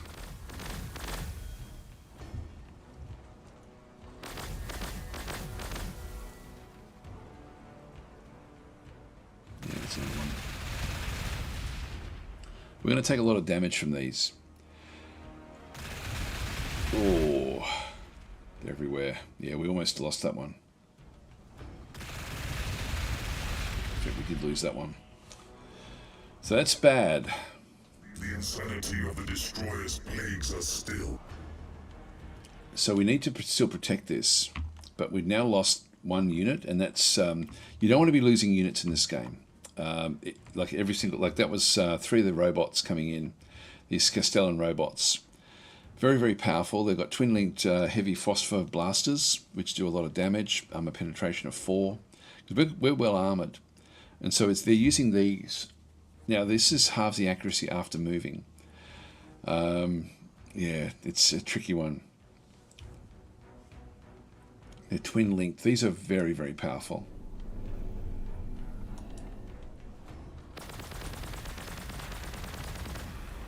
This thing's going to take a lot of beating. Let's just do what we can.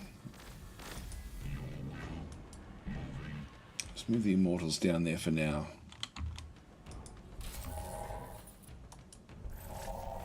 The Warrior, that's our replacement Warrior unit. Choosing Research. I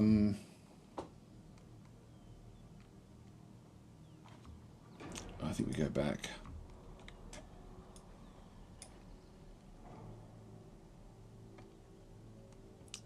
Trusted Slaves increase the ore output. We're going to need more ore, so we'll grab that one. The Death Marks, what do they do? The Sniper unit that teleports, that would be useful as well, sort of. The Annihilation Barge, so anti-infantry vehicle unit, which is a good one as well. We're not ready for building those yet. Let's go this way, just to get more ore. The more, you can never have too much ore in this game, or like playing as a Necrons, or energy. That's the other thing, other reason to have a look at the when you do press F1, go into the compendium at the actual what you have a quick look and see what the actual upkeep is. So this one is, everything that's here is going to be pretty much ore except for the flying units. So it's just all ore for the upkeep. Bit of influence for the heroes. Death Marks, ore. Destroyer Lord, ore and influence. Doom Scythe, actually even the Doom Scythes, which is a flying unit that require ore. So ore is everything for us. Ore, yep. There's, if there's anything that's not ore, I'd be very surprised. Some factions do split it up a bit, but not ours. Monolith, Warriors, yeah. So the more ore we have, the better. Yeah, everything has got an ore upkeep. That's different again. Royal Court is not actually a unit, but it's sort of considered a unit. And that's it. So that's the new. Actually, no, I've still got a few more. These will all just be ore though. That's just heaps of ore required. So the more ore we have, the bigger the army we can have. So you can see there, everything is upkeep. But that's a good thing if you're just trying to evaluate your faction. Like just see what the upkeep is of your units. And so for us, it's just ore.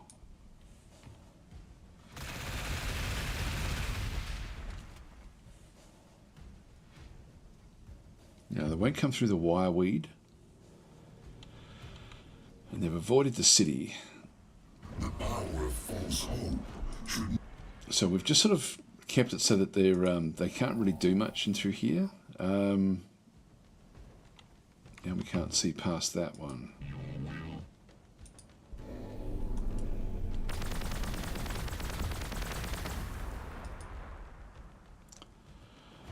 So we've got the Necron city through there. Yeah, loyalty is now becoming a bit of an issue as well. But we do want to get even more ore at that location. Loyalty slows everything right down. Yeah, we'd have to go to there to do more damage. I don't want to go into that location. I'm going to keep everyone back. Just a little way off.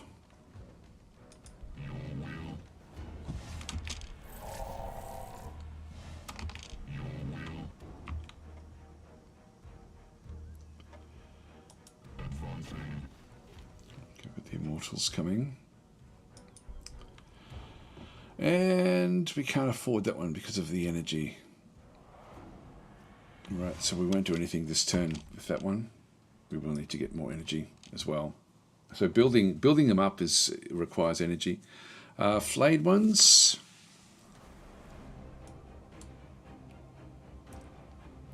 Yeah, grants infantry the ability to teleport, but it's going to cost us a lot of influence. So again, we need to get influence before we start using these dimensional corridors. That will be important mid to late game. Death Marks are a sniper unit that teleports.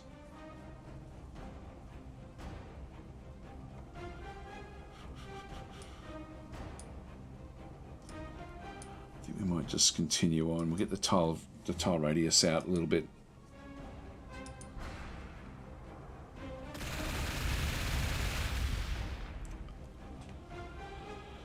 So we need to get our anti-infantry guys involved here.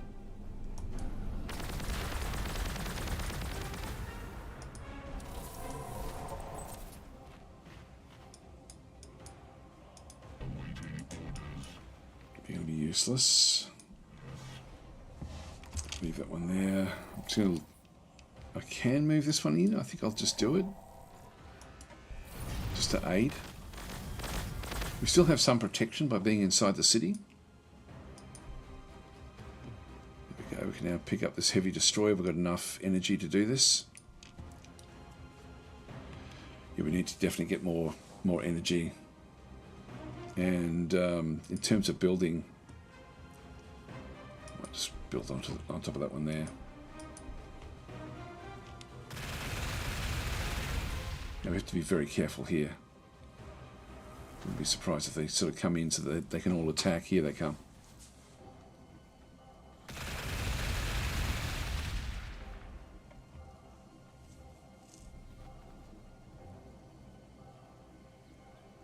Yep, the other one stayed back.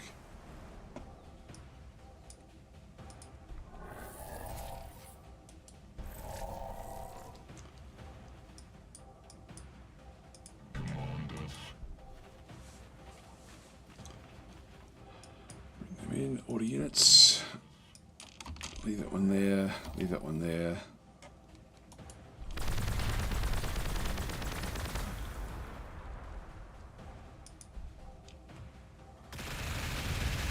Now this guy here is the actual commander. Like this is the data smith. We want to get rid of him because he will heal up all of the other units. So he's actually now the most important. But we are under a big assault here. So they'll do everything they can to stop us. Now, if we have a look at the Data Smith. So Data Smith has got 10 armor. So again, we're going to be struggling against this one. It's not going to really do much. Yeah, we're going to be out in the open. We're going to get absolutely smashed there.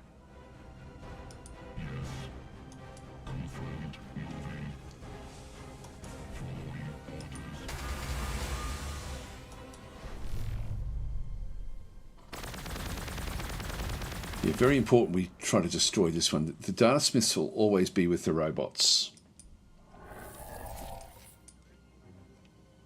Yep, you can just heal up.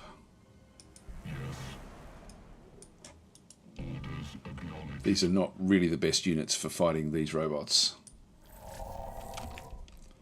Just got to hope that the city survives for long enough. One more turn, we get another one of these, which is good. So back into here. Loyalty is now a problem, so we'll go and grab a loyalty building back in there. It's going to chew up more of the energy. Actually, I won't do that. I'll save the energy up. I'm just going to queue another one of these up, which then means I've got no energy left to do anything else.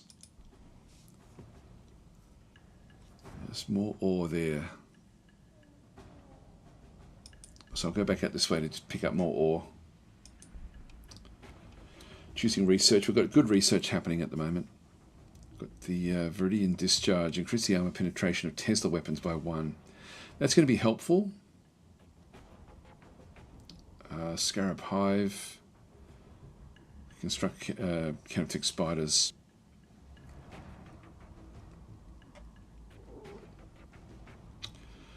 That wouldn't be bad, actually, to get another one of those either.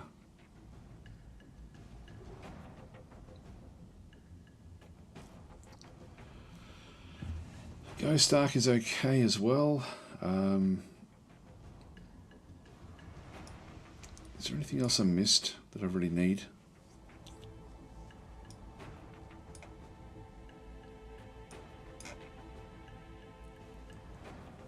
I might grab this one.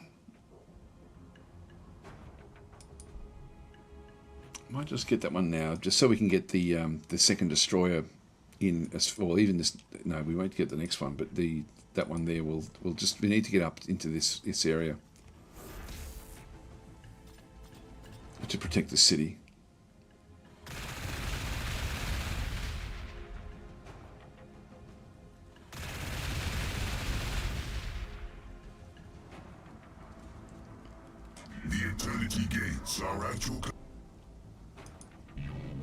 Actually, we can use it now. We just got it.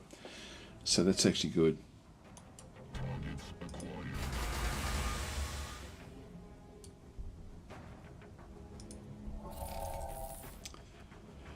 I think that they'll destroy me if I go into here.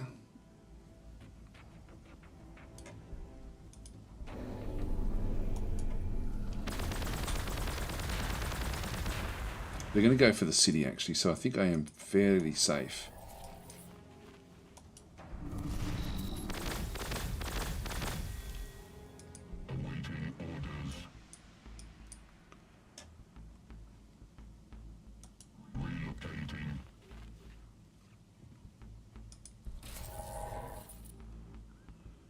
Should have swapped that one over.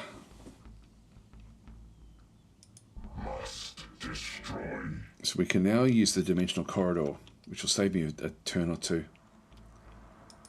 I'm going to do it.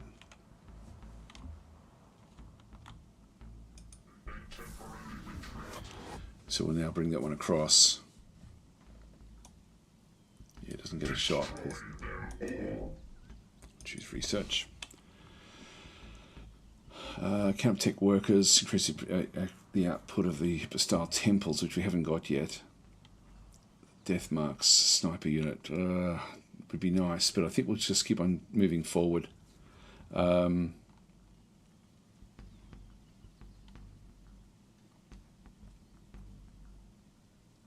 grab that one for now. It's just going to help these other guys to bring them down. Yeah, they do a lot of damage here.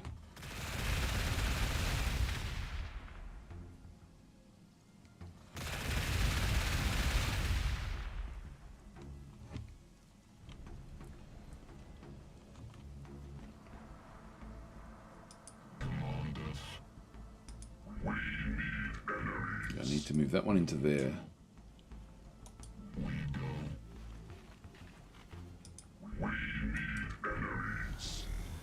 Yeah, it's better.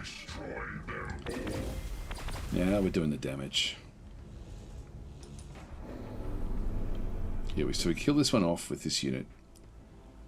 I can kill it off with that one as well. This one does more damage against the robots. So so I'll kill it off with this one. Everyone then gets a bit of experience from this kill, and that stops these guys from being able to be healed effectively. There we go. Level ups all the way around, which is great.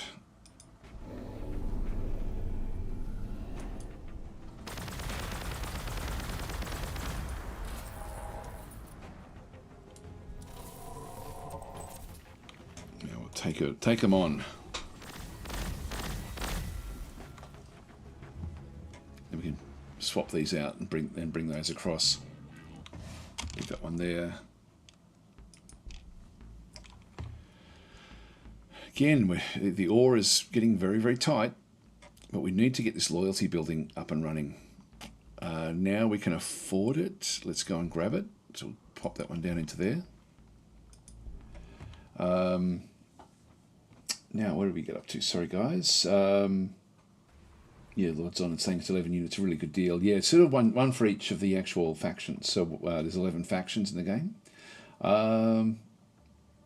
So, Dazzy, are you ever going to play Hero of Steel? I don't know what that is. So, sorry, Chomp Shell, I've never heard of that one. Is it Hero of Steel? Hero of Steel? I don't know that one at all. Yeah, what's with the DLC? Yeah, just one extra destruction unit per faction. Yeah, so we get the Scorpec Destroyer now. So that's Mr. K. Yep. So that's in still a fair few tiers away before we can grab that one. Lord's on and saying need troop transport or teleport between cities. Yep. So we've got the teleport. This over the Data Smith stream saying that we need to get rid of the Das Tactic character. So what's that? So yeah, there we go. So Nels Monster is saying Gladius is the only game I've ever played with a DLC as a day one purchase every time. Love this game. It's an incredible game, isn't it? It's just amazingly good. So that's how I am about Battle Brothers. Hey, we have DLC coming out in 2 years. Take my money now. Yeah, no, it's Battle Brothers. I don't know. This game for me is really, really special. I like Battle Brothers, but not like this game. Actually, we need to Need to focus on this. That's what we need to focus on, the shelters. Loyalty have to pick up, but we definitely need to get on top of the population so we can just keep the growth happening. We don't want to get to a point where we max out our growth and then lose turns where we're not building anymore. We need to get these cities as big as possible. We need a third city fairly fast as well. There must be another one up in here somewhere. So we'll have to go north and look for that as well once we get the city protected.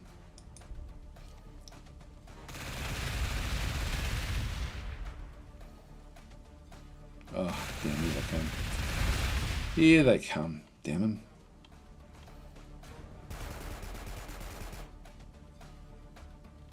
Near-fight hybrids. Now, that's something else. They're attacking something, which means that they're attacking another player up that way.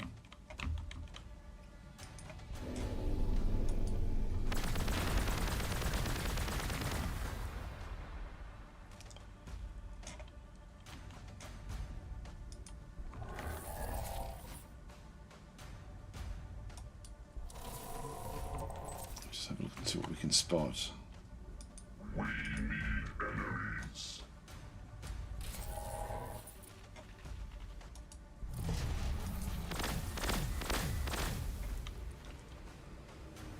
Send us to the massacre.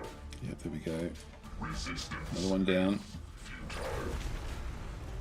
Now we're going to keep on focusing on this, so this guy is safe at this stage, and it's so important.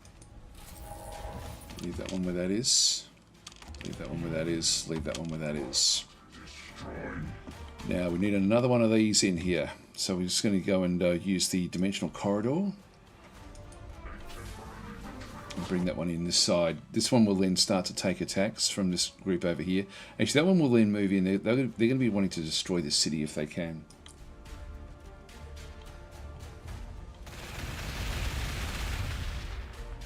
Which they're really close to doing.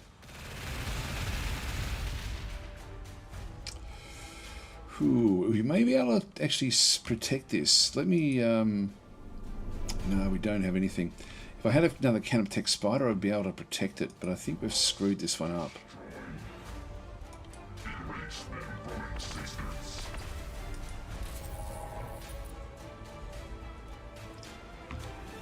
I'm going to have to go through, I think.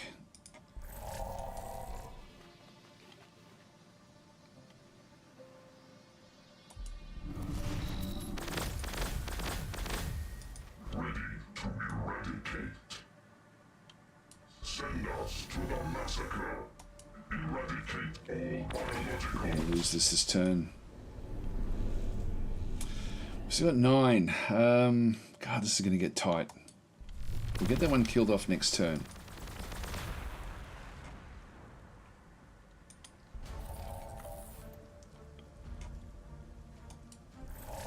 Let's get that one ready to come back through. Move this one across as well.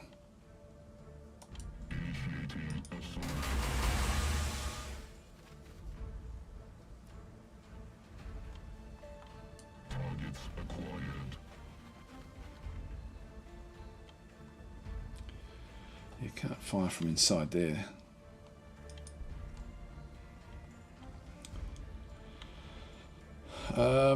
Canoptech Spider, if we're going to need another one of these anyway. Let's go and grab one. Yeah, we're now losing ore, which we don't want to be doing. Oh, Hex of Steel, sorry. Hex of Steel. What did I... Oh, Hero Steel. Yeah, sorry. Hex of Steel. Yeah, I do have that one. I haven't played it for a while. There's so much going on at the moment that it's going to be a while before I get to it.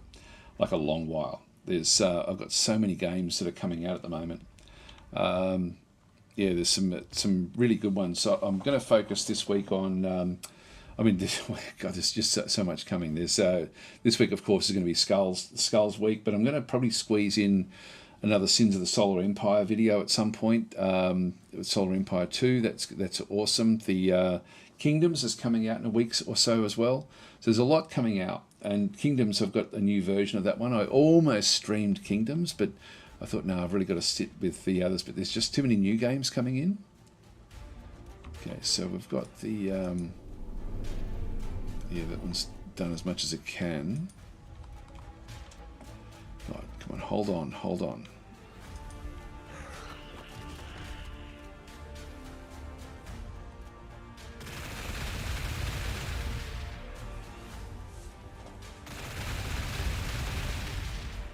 Now we're down to one turn here. What now, lesser races? Down at 1 hit point. We're going to lose this city, damn it.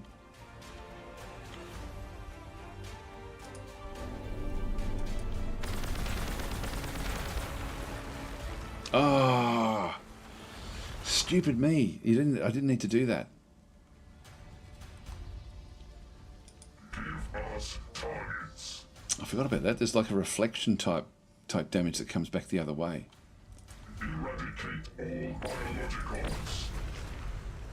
Weapons primed.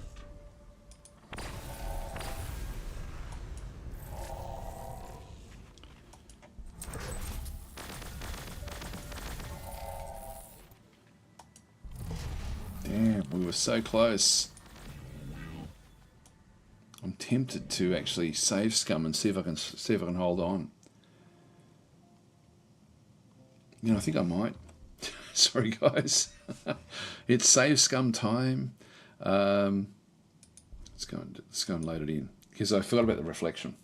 Yeah, I can always rebuild, and I hadn't built that much. I'd built a little bit there, but I don't want to be losing turns. I'm playing on hard difficulty, and that does make timing is quite important. What now, I'll just see if I can. I don't think I can hold. I don't think I can save it anyway, to be honest. So we'll just see what actually happens here. So we're down to the one hit point into this other location. I can't. If I had had the Canoptic Spider, if I had built one of them earlier, I think the big mistake I made was building this guy here, or that one there, whichever one it was, the Necron Warrior. I should have built another Canoptic Spider who can then heal this up. So it could have kept the healing going.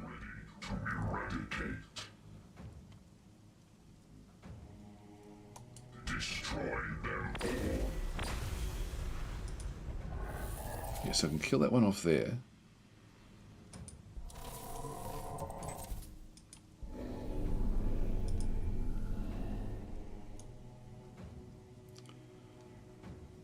It's not going to do it.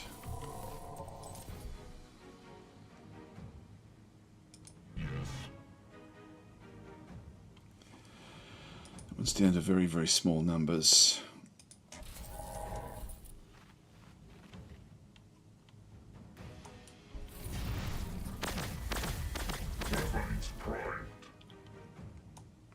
Searching for biologicals.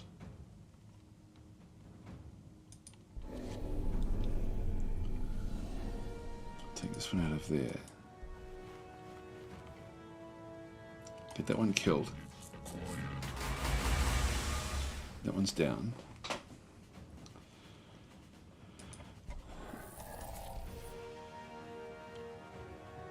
Now the level up, does that give us anything extra? Yeah, we got 5. That gets us to, we now save it.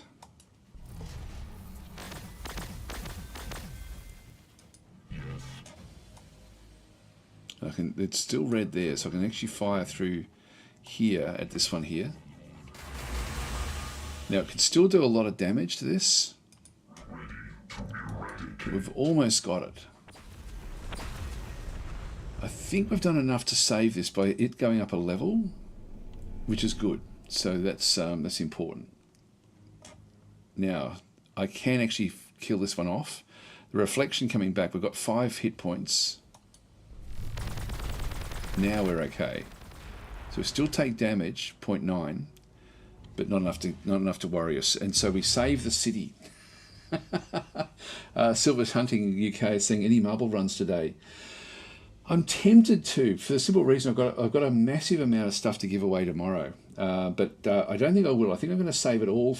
Tomorrow is probably going to be pretty much a full-on marble run session where we just have. I've got so many giveaways.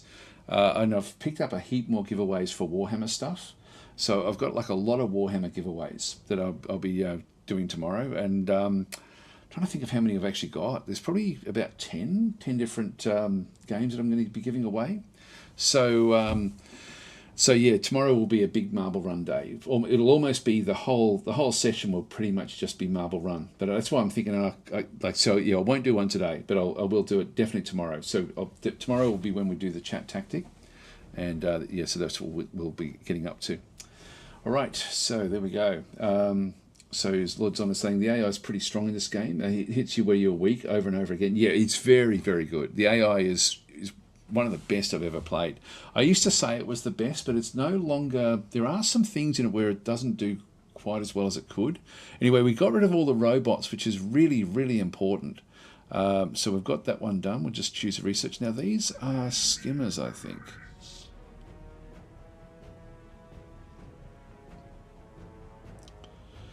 Yeah, so this jetpack, this unit can move over water, ignores the penalties of rivers and wireweed. This is quite powerful. So it can go through wireweed without any real issues. So we've got 2 of those. We've done well there. We've done very, very well. Choosing the research. So we now have the next portion. The Triarch Stalker is a good one. So versatile walker unit that on attacking relays its target to allied Necrons for increased range accuracy, which is actually good. So that would be a good one. The Lord's Command reduces the cost of rapid rise by 33%. Increase the growth rate of Necron cities. We don't need that so much. The extra infantry armor would be very, very useful. Atomic flayers. Increase the armor penetration of Gore's weapons. Well, we saw there we really did need it there. We were right down. This one here, extremely mobile unit that passes through terrain and enemies with equal ease. These are fairly good as well. I think I'll just get the basic stuff at this point in time. And turn there.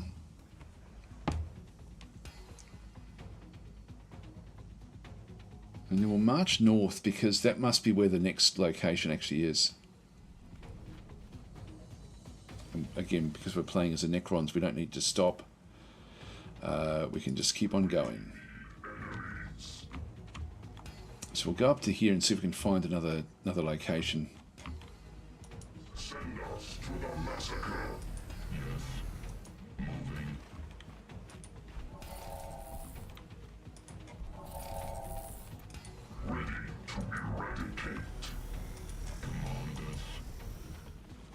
I might send one north just to see if we can spot anything else. We're not seeing any flags on this, so that means that it's... I don't know what that was firing at. There was a group that were firing. I think they just got caught in the wireweed, but I don't know what they were actually attacking. Yeah, this city is now coming back to life, which is good. These are the same These Chaos Marines, okay. Must destroy.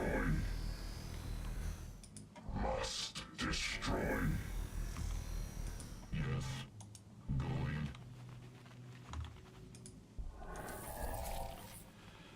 We need to find another location. Awaiting orders. It's funny that they haven't. They must have come. They must be up in here.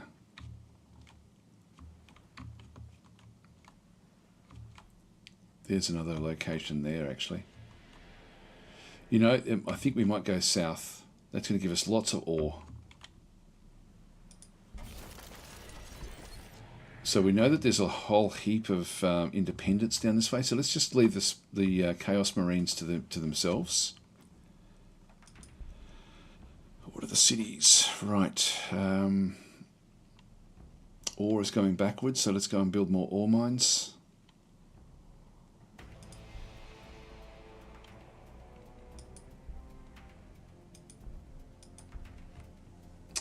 Thank you very much there for the super chat, Lord Zon. Very, very much appreciated. So thank you for streaming these fantastic games. Greatly enjoy your content. Thank you very much for that one. Very, very much appreciated. Yeah, so look at, but tomorrow, guys, yeah, there'll be lots and lots of Warhammer giveaways and some pretty good ones as well, by the way. I've picked up, yesterday I picked up a heap of really, really good games, some quite modern ones as well. So there's going to be a mix of everything. So it'll be a massive Marble Run day tomorrow with lots of giveaways. I'll have to try to structure it because it's probably going to be I don't know how. I'll have to think about see if there's a tricky way that I can do that. Order units. Well, let's just come back down. We'll protect our way through because we can see just the edge that there is a Necron tomb, and so we'll come into the lava and build into there. That one's going to heal up. I'm tempted to leave one unit behind, but I think I'll just bring everything down.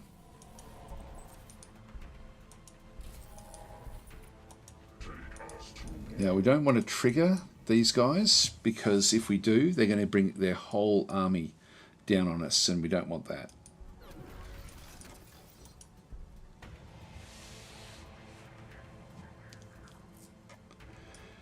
You know, I should have got rid of those when I was there. We're probably going to need another one anyway, I think, just for healing things up.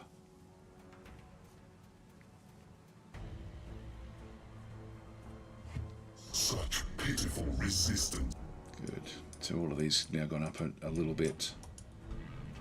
Here we go.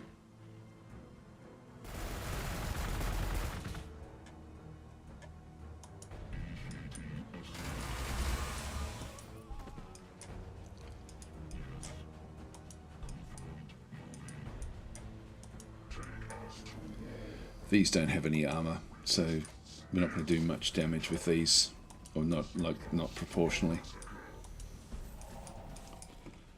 Just bring these through. They'll then run. I might as well kill it on the way through, I guess. Heavy destroyers.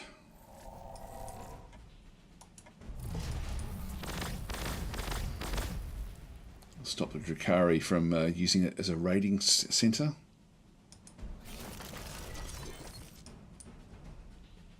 Now, we do actually have some weapons on this thing.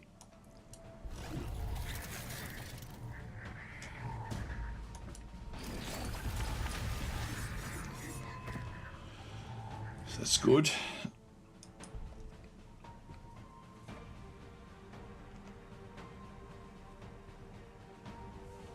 Alright, so we're back up to full strength here.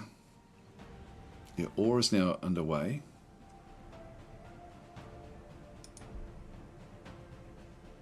Now we've got good not good energy, but we can build energy into there. We're going to need to get a hero location. Throw it this side.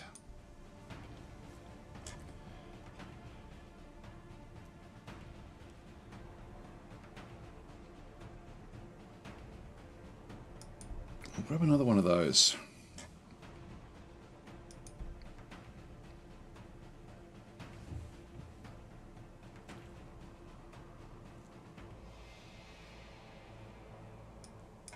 Was there anything else we can do?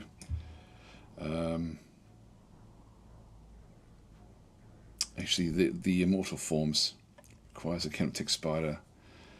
Increase the healing of living metal to 4 per turn. We'll go back that way. There's nothing. I'm not screaming for anything over this side just yet.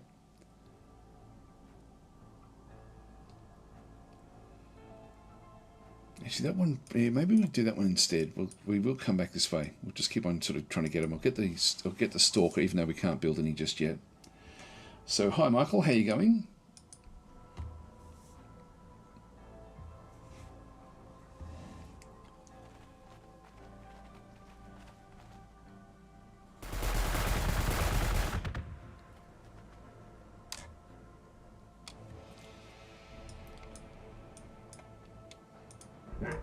So we've got a big open area here, which is quite nice.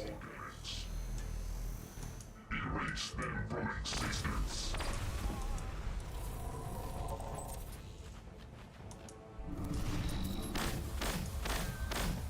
Confirmed moving. Searching for biologicals. Orders acknowledged. Yes, Overlord. Yeah, it's nice having no rivers.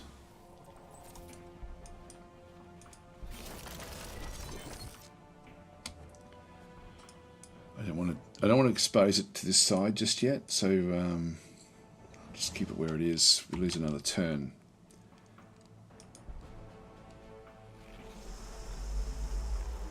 Oh, yeah, there's heaps down here. And that one's also taken damage. And this one has lost a lot of its... so there's something else happening down... Ah, damn it. Okay, who have we got there? Is that Space Marines? That's hard to tell. I think it's Space Marines. That's where we want to be. What are these? A new tower. creation. Well, this is... We definitely want this.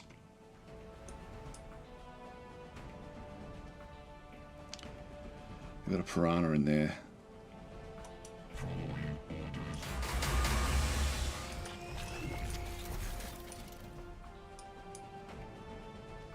Weapons primed. So be it. Do big damage there. Must exterminate. Ready to eradicate. Now, these are fairly well armoured at 8, so we want to use one of these down this way. So be it. Erase them. Oh, I should have moved more in at that stage.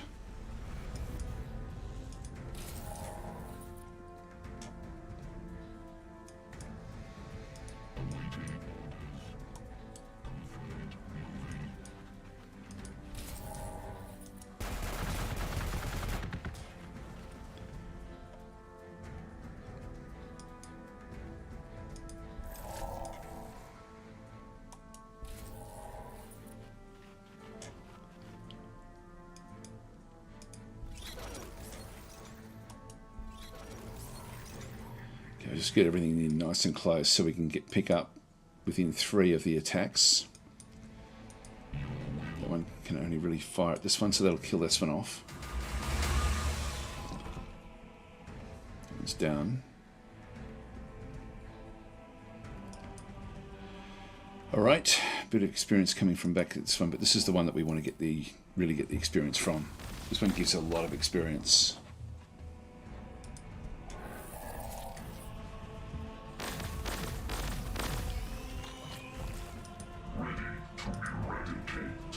We get to kill it there. Right, this is a good start.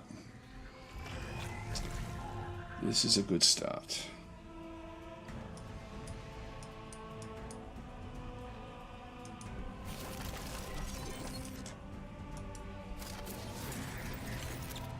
Next Canoptech Spider. Yeah, this one's fully healed. So at this stage, it's only if the Chaos Marines now come in from the north, but we can see it there because this will then change. They'll get their flags in around it, like what the tower have done. It's interesting. I think this is the tower just here, but somehow they've got across here and they're now locked in. They're most likely on the other side of this, so we should still be able to do what we have to do in here. We've got a lot of ore now coming in, so we can still keep on building up these armies. As long as we get the energy up as well. I think with the Tau, I'm going to go with another heavy destroyer. Let's go and grab that. We need to go and grab another location.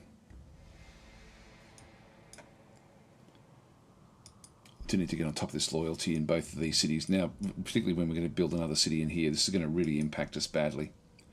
3 cities...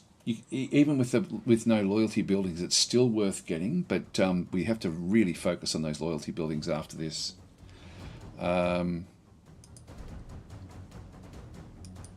Just grab that there. Can't afford anything else at this stage. I need energy as well. So we're gonna suffer as soon as we build this next city. It's gonna really hurt us. Yeah, we're seeing more and more Tau coming in now.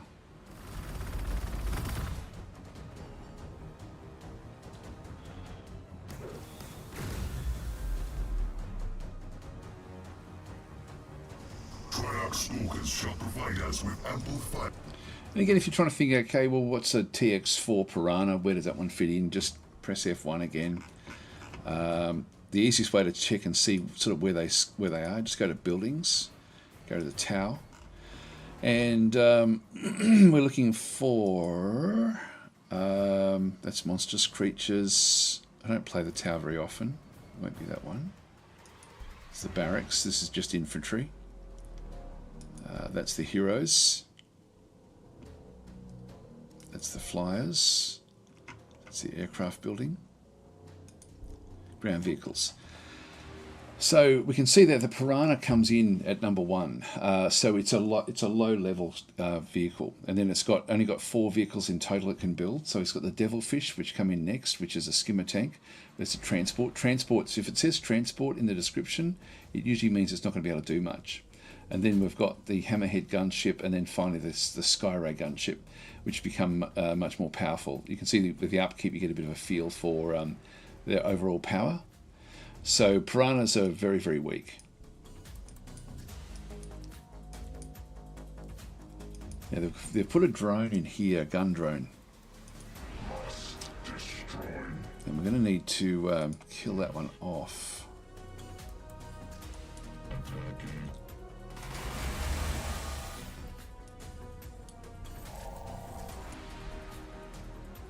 Just so we can get our city established.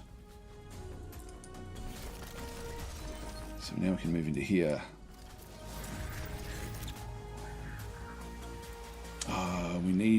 We need energy before we can do it.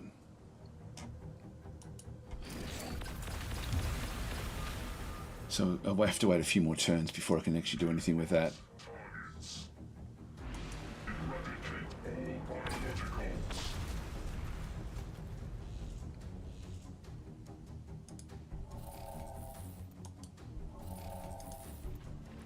This one nice and close. Yeah, I would have liked to have picked that one up.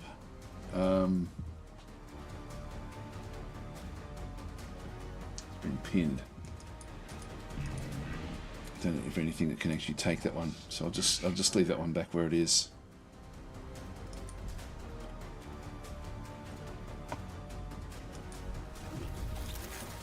So they're going to pick up a lot of experience from that one.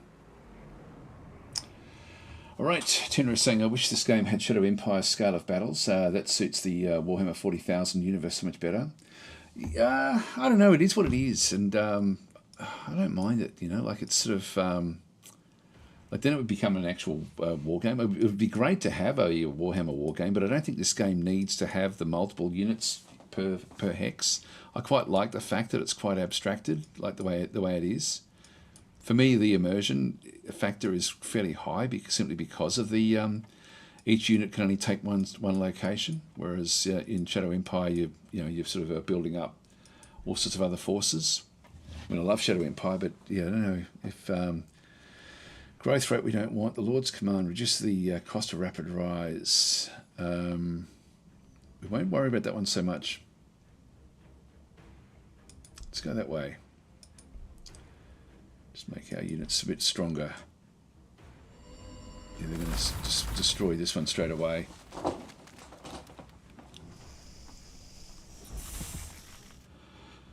Now, we're still going to be 2 turns away, unfortunately.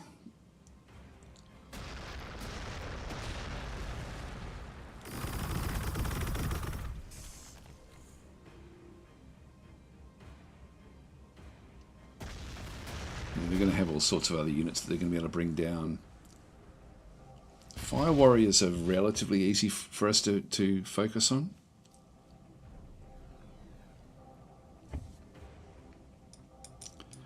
And there's another gun drone there. So we wanted these here. This is the Immortals, and so these will do good damage. Like if I sort of click on any of these, if I press Control click, it's not going to change much. So I can destroy the gun drones from here.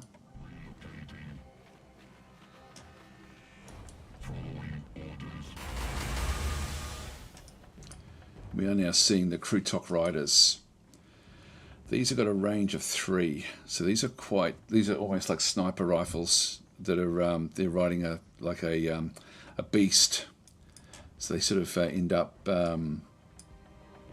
to be a little bit careful of the range that they actually have. So 1, 2, 3, they can actually hit our Doom Flayers at the back there. But we want to get rid of these Fire Warriors. The Fire Warriors have got 7 armor, so they're fairly heavily armored.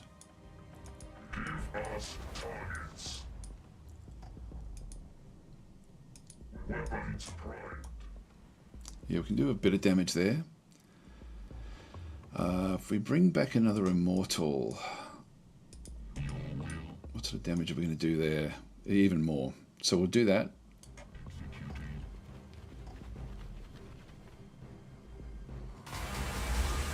Okay, so the Immortals are doing fairly well with these. I'm going to keep that one off there for now. I won't attack that. Almost got it. Almost got it. Can anyone else come in? Yeah, that one works as well.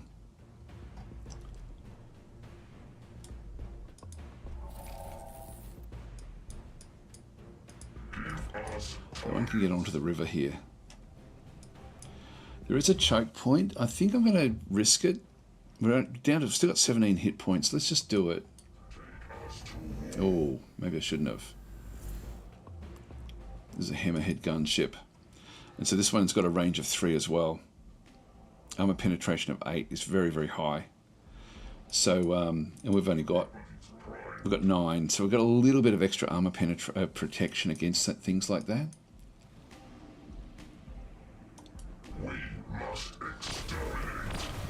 So we need to try to bring their actually, yeah, that one there. I'll just bring this one down.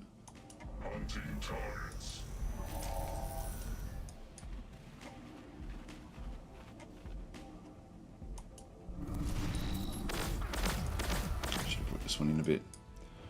2, 3. Yeah, I should have just put it there. Would have got a bit of experience from that one. Okay, order units. There's really nothing much for us to do there, so I think I'll just keep that one where that is. I'm not going to trigger these. I want them to keep on focusing on the tower.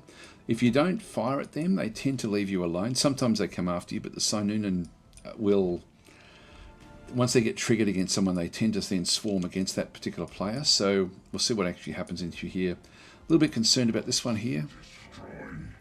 We should be okay, I think. Order units, leave that one back there.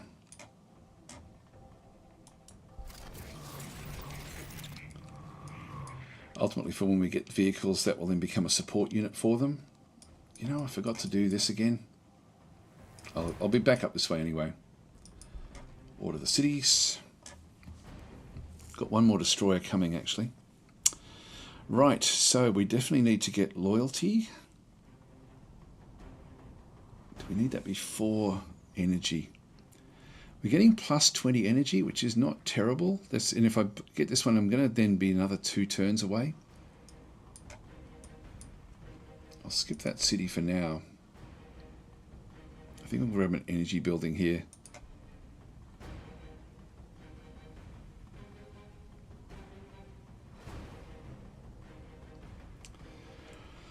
Even that's another turn. If I don't get anything, if I just keep on skipping, I think I'm just going to that will allow me then to build this next city, which I think I'll do. So just I don't have enough energy, I need 60 to build this next city.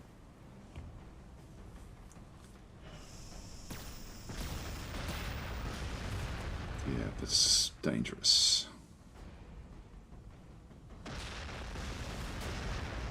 Yeah, there's more firing coming in.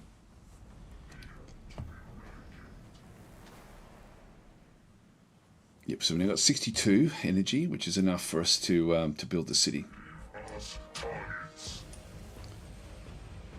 Now I can do a fair bit of damage against that hammerhead warship, gunship, but then that's their city right there. I don't know whether we should do that.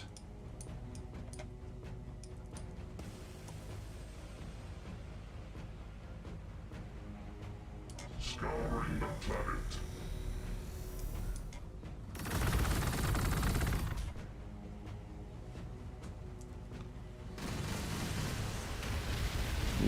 That hurts.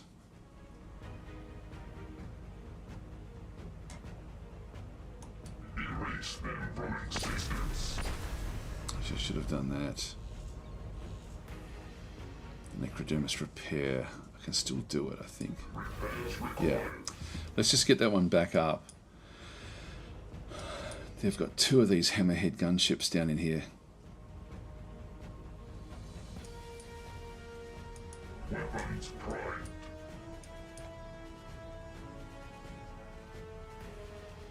I'm going to keep on spending this just to bring these up. And if I do move off, yeah, halves the accuracy, so I'm better off staying where I am.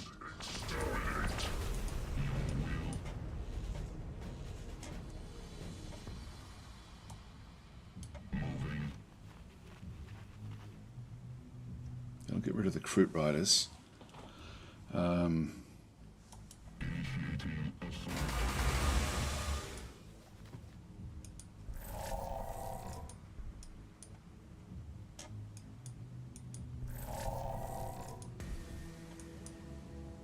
Let's grab this so we can get more damage.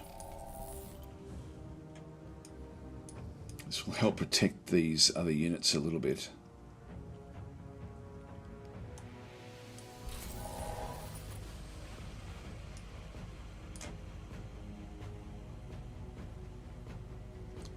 Anything.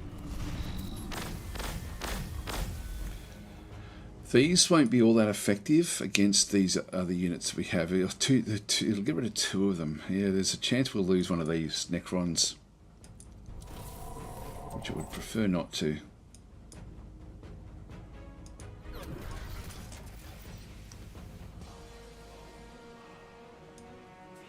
I might as well get the city with this one here.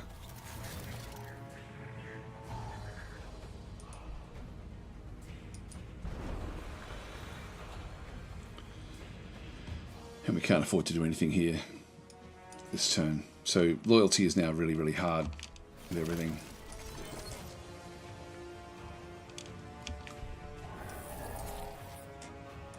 We've got a nice choke point here, though, for us to try to protect. We can sort of move back towards the city and just really just clean them up along this location. There is a beach there that that units can get into the water on. The Tau do have good ranged abilities, so we're going to have to build up here, but we're just, again, we're struggling with our energy now, which is a big problem. Another one of these.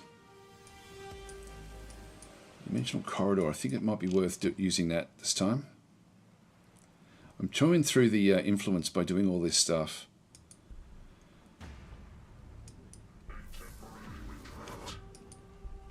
And then I can get that onto the water along with these as well if I need to.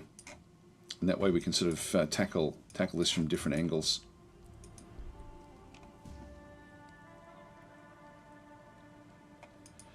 Clear another tile. No, we won't do that. That's what we can do. That's all we can afford at the moment.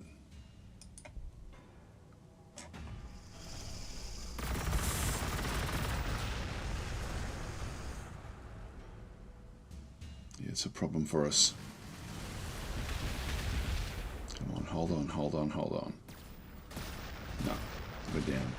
Oh, no, we're still alive there. There is nothing. Ooh, geez, that was close. Or destroy. Okay, Gore's weaponry is now going to be a little bit better. So we need to get this thing back. There's a cliff that runs all the way through here, so it can only move down this way. That one should be able to move across. Oh, that's the Canoptech spider. We want to move that one back out of the way. Must destroy. Searching for biologicals. Bring these through. As targets.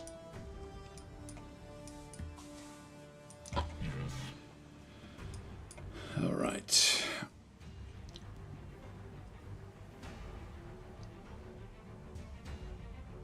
Yeah, So we've got the Viridian discharge on these now, so we'll be able to do a little bit of damage. I'm tempted to bring these forward.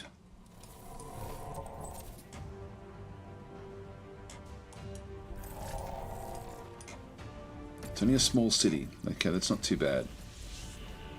Did lose a bit there.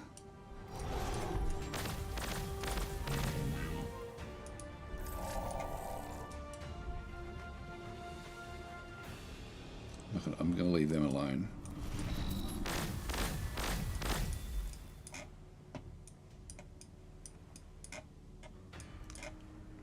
Scouring the planet must destroy. Okay, they can't get through. Oh, it's been pinned, that's why.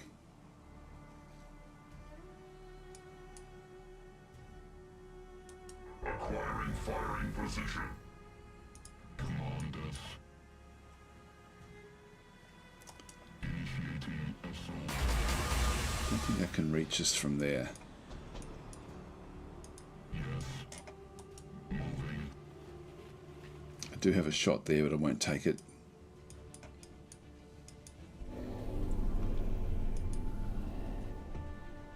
I'll just skip that one.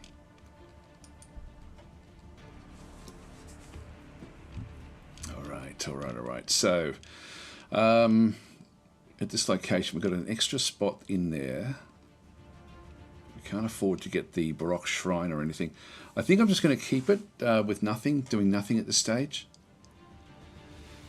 Yeah, I think I'll just leave it. I won't. No point really building this up until we get on top of the energy. Energy is now the big drama for us.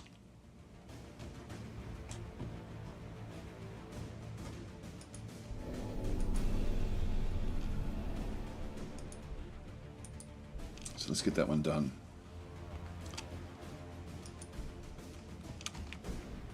Yeah, I've mismanaged this.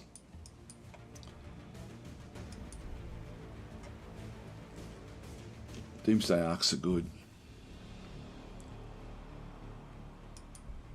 I'll go that way though. Yeah, the Praetorians are fantastic as well.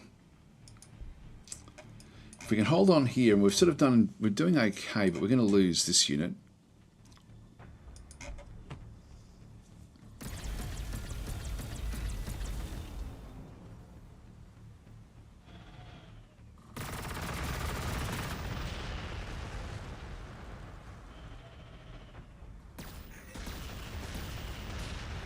Yeah, we have to be a bit careful here. Oh, they have attacked us. We left them alone as well.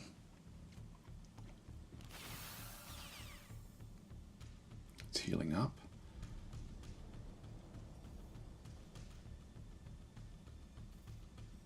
So we'll move out into the ocean and take on this thing. We need enemies. It's over there. Erase them from existence. Ready to eradicate. Can't reach that one.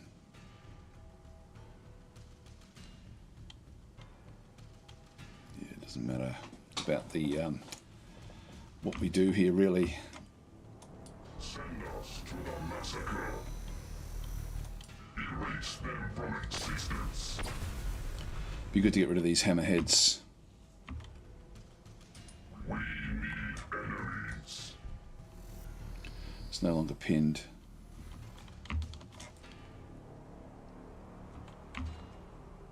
Your will. It's very close. Commanders. Attacking. Yes. Eliminating. It's good, and we've got the battle suit back out here as well. So it went off here to try to heal up. So it's we'll be able to chase that one down next turn. That one's now leveled up, which is good. So that was good. We've got a good start there. These guys, I'm going to have to deal with this.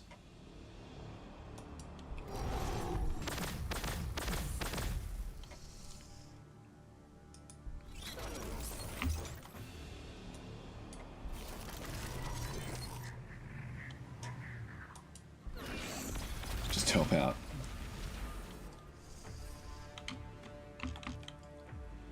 Right, order cities. Now this one here, still got one more spot in here where we do get extra ore. Ore is not really a problem. It's still the energy. And loyalty now.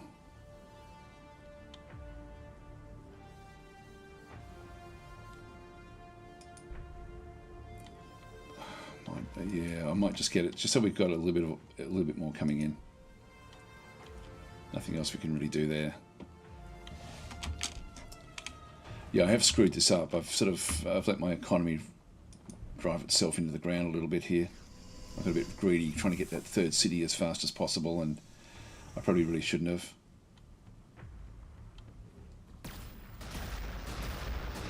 Now, we're going to be taking reasonable damage from these things.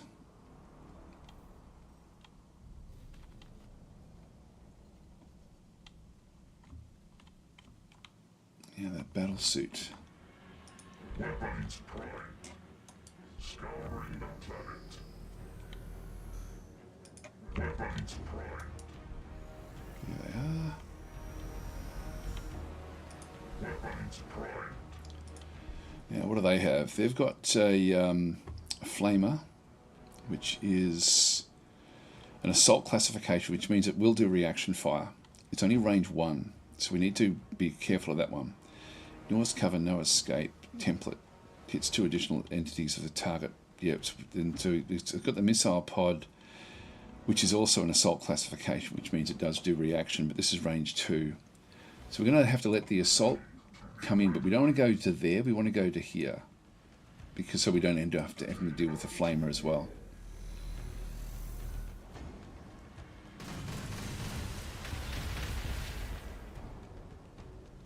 Life detected. Purging. Now they're going to try to get off the ground, like away from all of this. Still reasonable there. I'll just move this one back.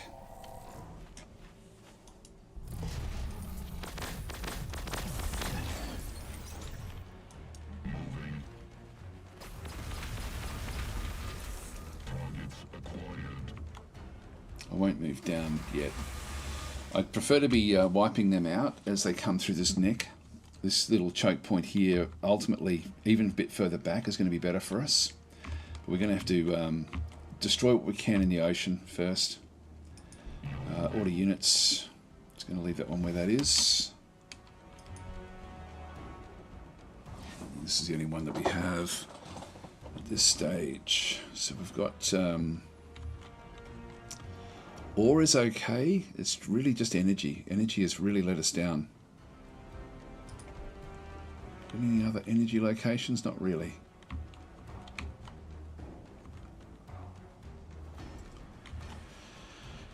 Not really. So, yeah, I think I'll just leave it for now. Just keep on saving up. All right, what are they going to do? They're going to be building up as well, by the way. So we need to get this attrition. We want to see where this thing goes. Okay, if I go to there, I should be okay. And we may be able to take out the city from in here as well.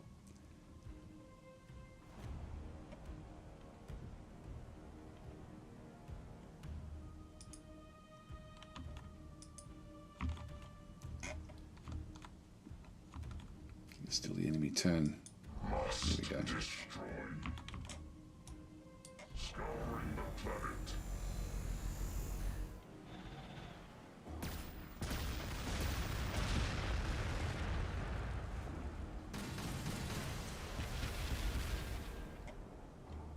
Eradicate all biologicals. Good. We got rid of this. We got rid of that battle suit.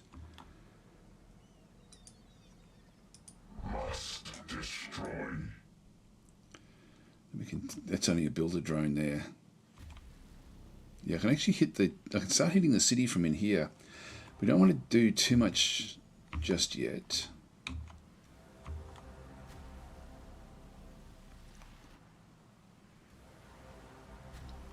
Scouring the planet. Kill, kill, kill. Ready to eradicate.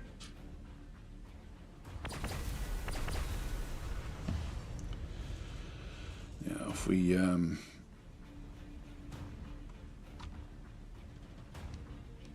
it's going to do a lot of damage back. What is it? Ah, oh, wrong one, unfortunately. Damn it, I've gone the wrong way. Oh, well, it's not going to matter too much. These have got range 2, range 3. Yeah, so that's okay. Can that one hit us? Can hit that one, actually, and do a lot of damage. We may lose this one, which would be not good. Just let everyone else just stay where they are until we're ready to assault the city. Not ready yet. If I do this, I'm going to do this.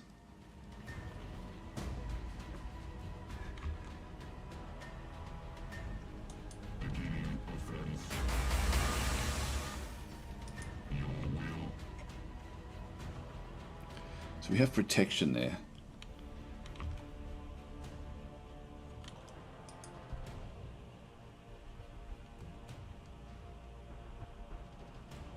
Yeah, it's very high on my penetration with that one at the range 3.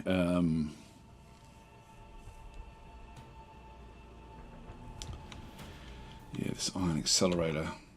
I don't want to get too close.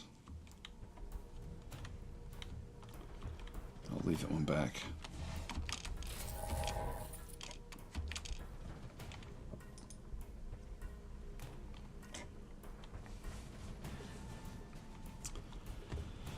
Almost think that if we bring another destroyer in, I think we're going to lose one more of these. And I think that they're the key to what we're doing down in here. It costs 30. Let's just, it's only, I've only got the one city. I think I'm going to grab another one of these destroyers.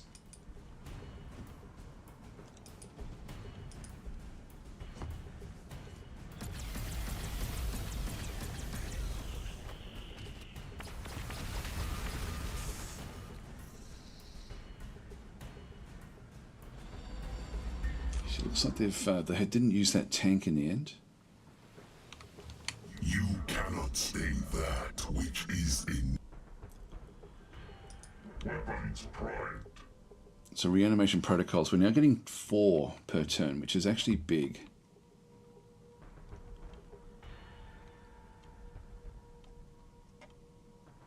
Eradicate all biologicals. Yes, Overlord. Ready to eradicate.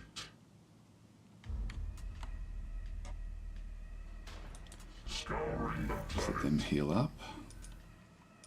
Must destroy. Just get these ready to come down through. Now, have they taken this one yet? Nope. So we're still okay there. We haven't seen anything really, but we don't have any real vision up that way. But we should be able to roll down fairly soon and take out these cities. Or this city anyway.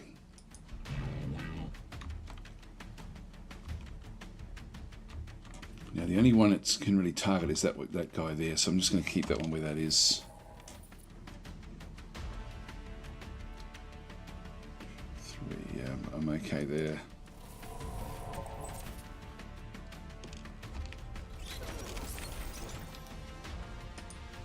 These are going to be attacking us, so I might as well go on the attack there.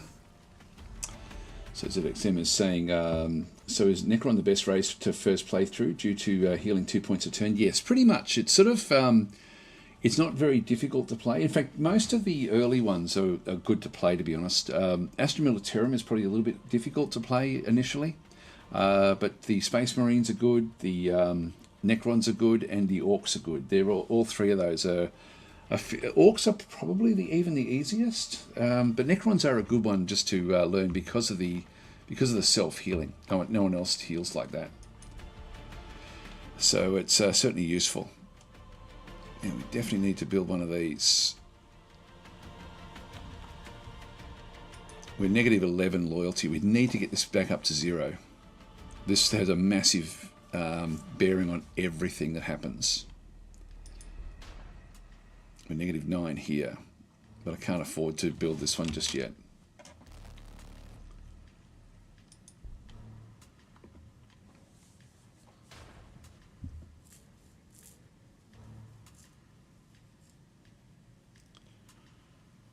I'll get the Praetorians. Also, the other good thing about playing as the Necrons is that you only really have to, once you've got stuff built, it's only the ore that you have to then keep up. But we've struggled because we haven't had enough energy to keep things going. But you see there, we actually managed to stay with what we're doing. You know, we're doing pretty well there.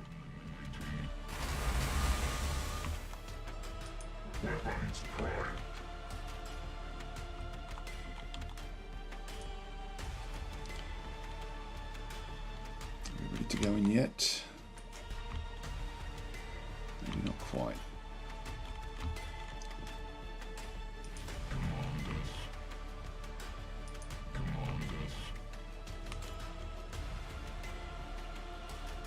Oh God! If we went in,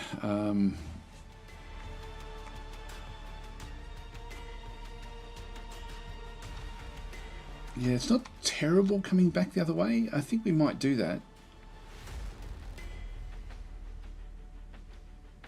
I might go this way.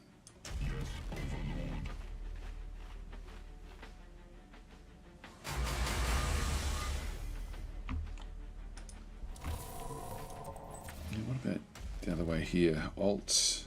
Yeah, 7.4 is not shockingly bad. Let's just see if we can push this along a little bit.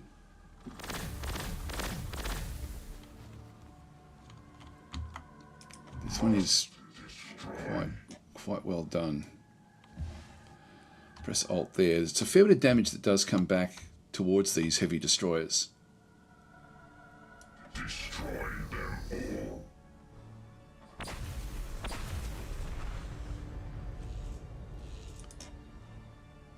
We need enemies. Life detected. So we have to just cycle these in and out. Whichever one that they don't attack, they're definitely going to attack one of these two.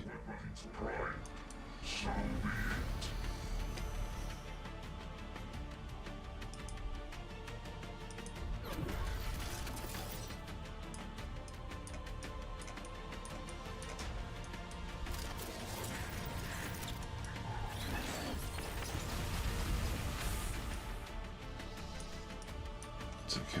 Water cities.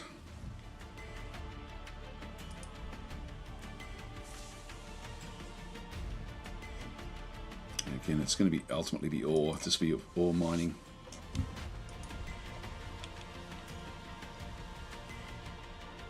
Still need more energy, but we also really need to get on top of this as well.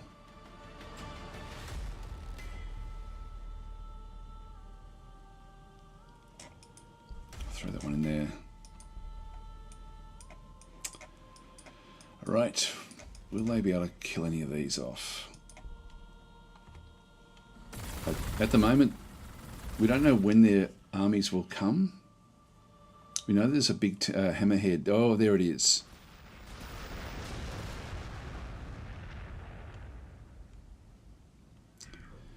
Yep, we sort of screwed up our attrition there a little bit, but we can now go after them. We've got a piranha there, which has still got an action point. Its armor penetration is extremely high. If we'll forget about the city, sort of.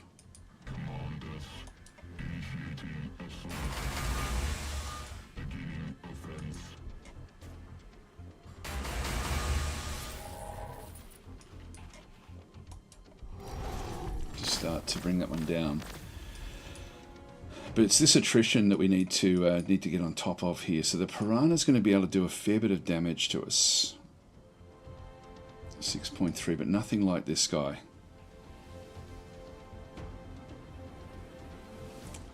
And he's now used up his shot. If I move into there,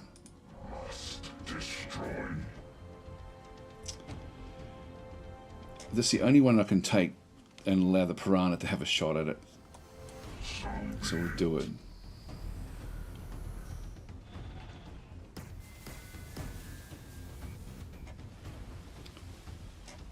Erase them from existence. Weapons primed. Acquiring firing position. We must exterminate.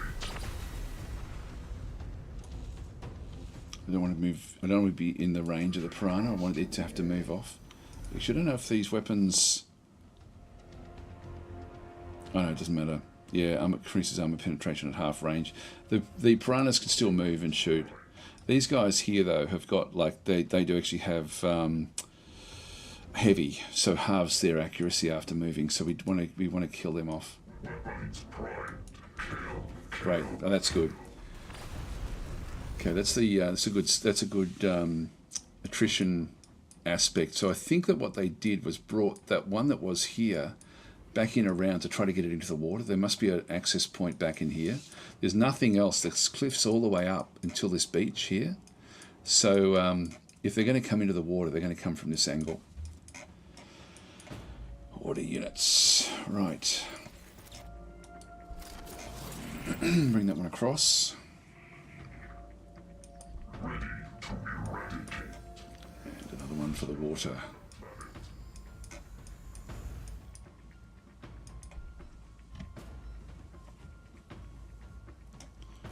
I'm going to skip this one for now.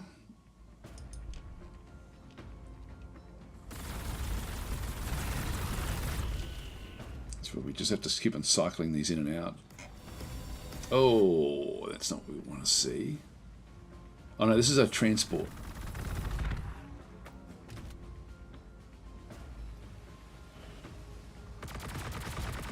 Not going to do very much damage there at all, only one. So that is not a problem.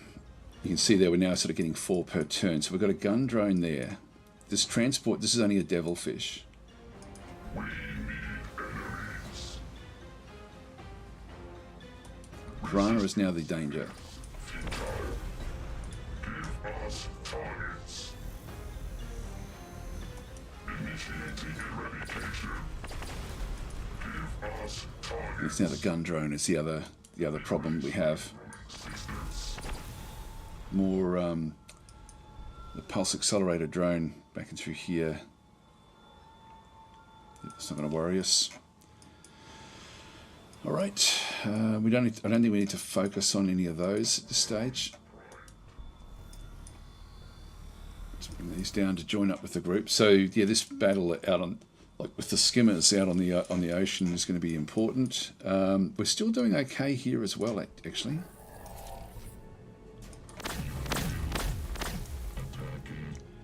It's down to 50%.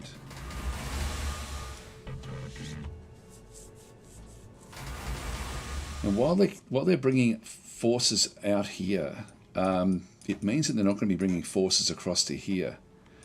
So I think we just keep. It's only got 3 there, which is really unusual to be able to do what we're doing it there.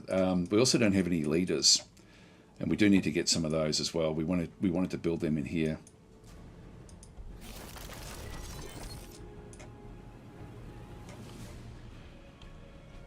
Yeah, I might bring this one down as well.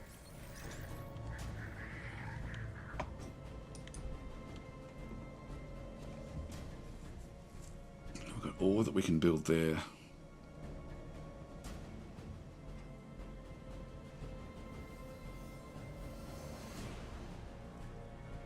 Now, as far as the this one here produces the ground vehicles, and that one gives us extra energy as well. Not that we have any real energy locations anywhere. But I think I'll actually build the Hypostyle Temple in here. This will be where we get our ground vehicles. So start to build that one up.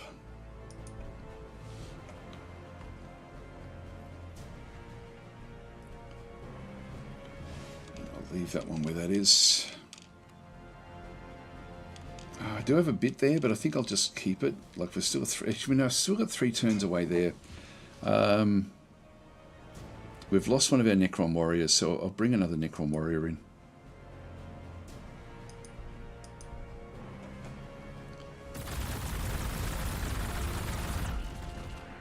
We'll have to move that one back.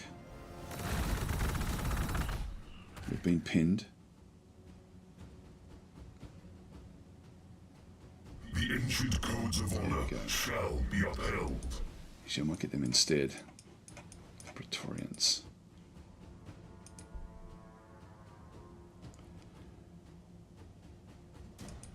Yeah, we'll grab that one instead.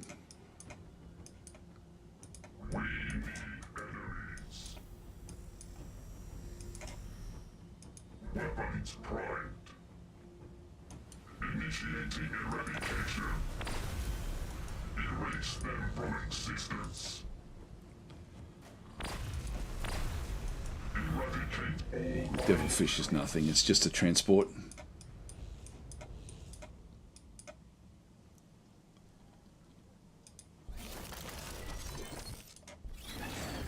This will hardly do any damage.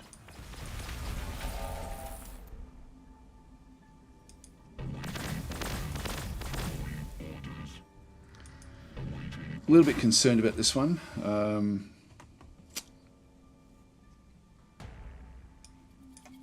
If anything else comes up, I'm going to be in trouble, but we haven't seen anything, so I'll just stay where I am.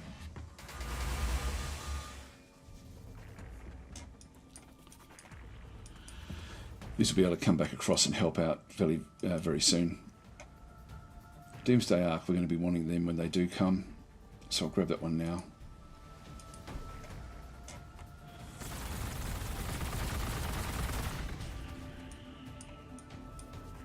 Oh, they've almost got us.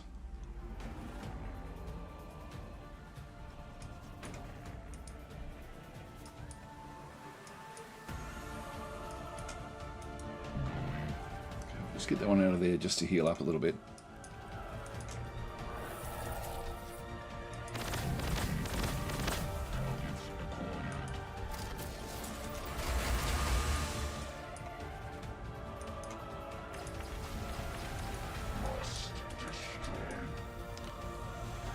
So Devilfish will be gone.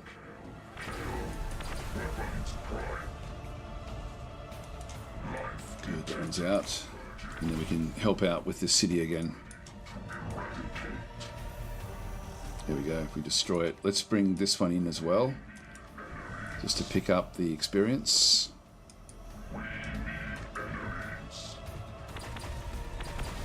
Great. Doesn't seem like much, but that can really help enormously. So there's all the level ups, which is great. They've gone to level 6, gives them a lot more protection. Excellent. We've got Pathfinders out this way. Range 2. Nothing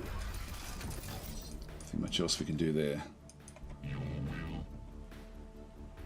Let's let that one heal up.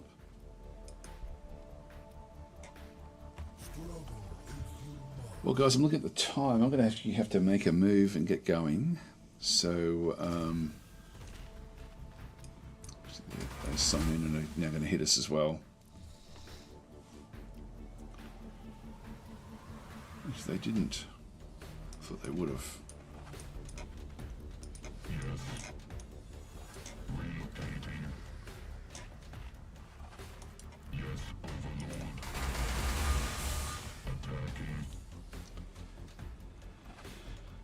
Get rid of them.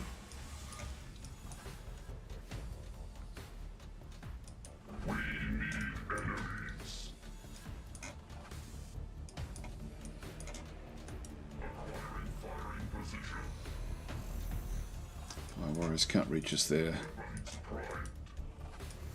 Oh, another city.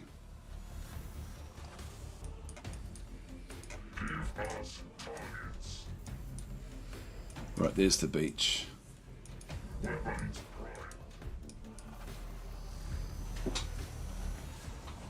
Now, this possibly will be their major city, I would guess, if they're bringing other forces up that way. Let's just move this one back. Just keep that one there.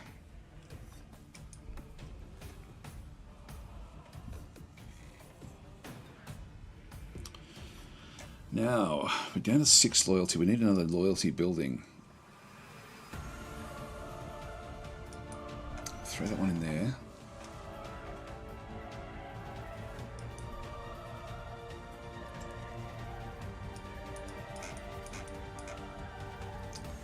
Need to get a we've got one more turn with that one.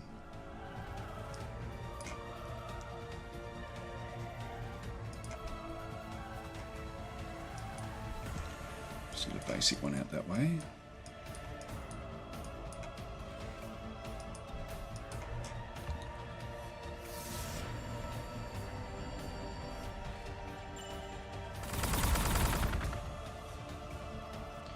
These will hardly be able to hurt us at all. It's the hammerheads and things like that that we need to really worry about.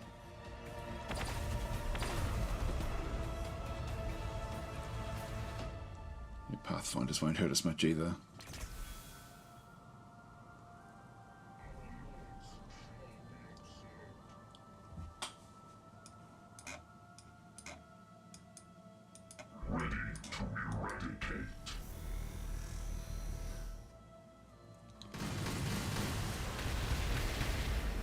To be a bit careful of these.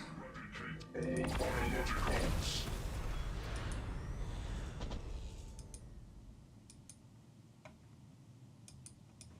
on, why can't we pick that one up? Must destroy. There we go. Scouring the planet. The city's bigger than we thought. Destroy them all. Get rid of that, this crisis battle suit. Give us targets. Scouring the planet. Yeah, we want to get the experience there. Targets. Hunting targets. There we go, size 9, which is about what we have, I think. Yeah, we're size 9 as well, so this must be their capital. Initiating eradication. Weapons primed. Life detected. Purging. Good. So I think attrition-wise, we're doing okay. We're just going to have to keep on bouncing in and out of these of this location, which does mean that we should be able to start to bring these forward. Confirmed. Moving. Yes. So we'll push it now.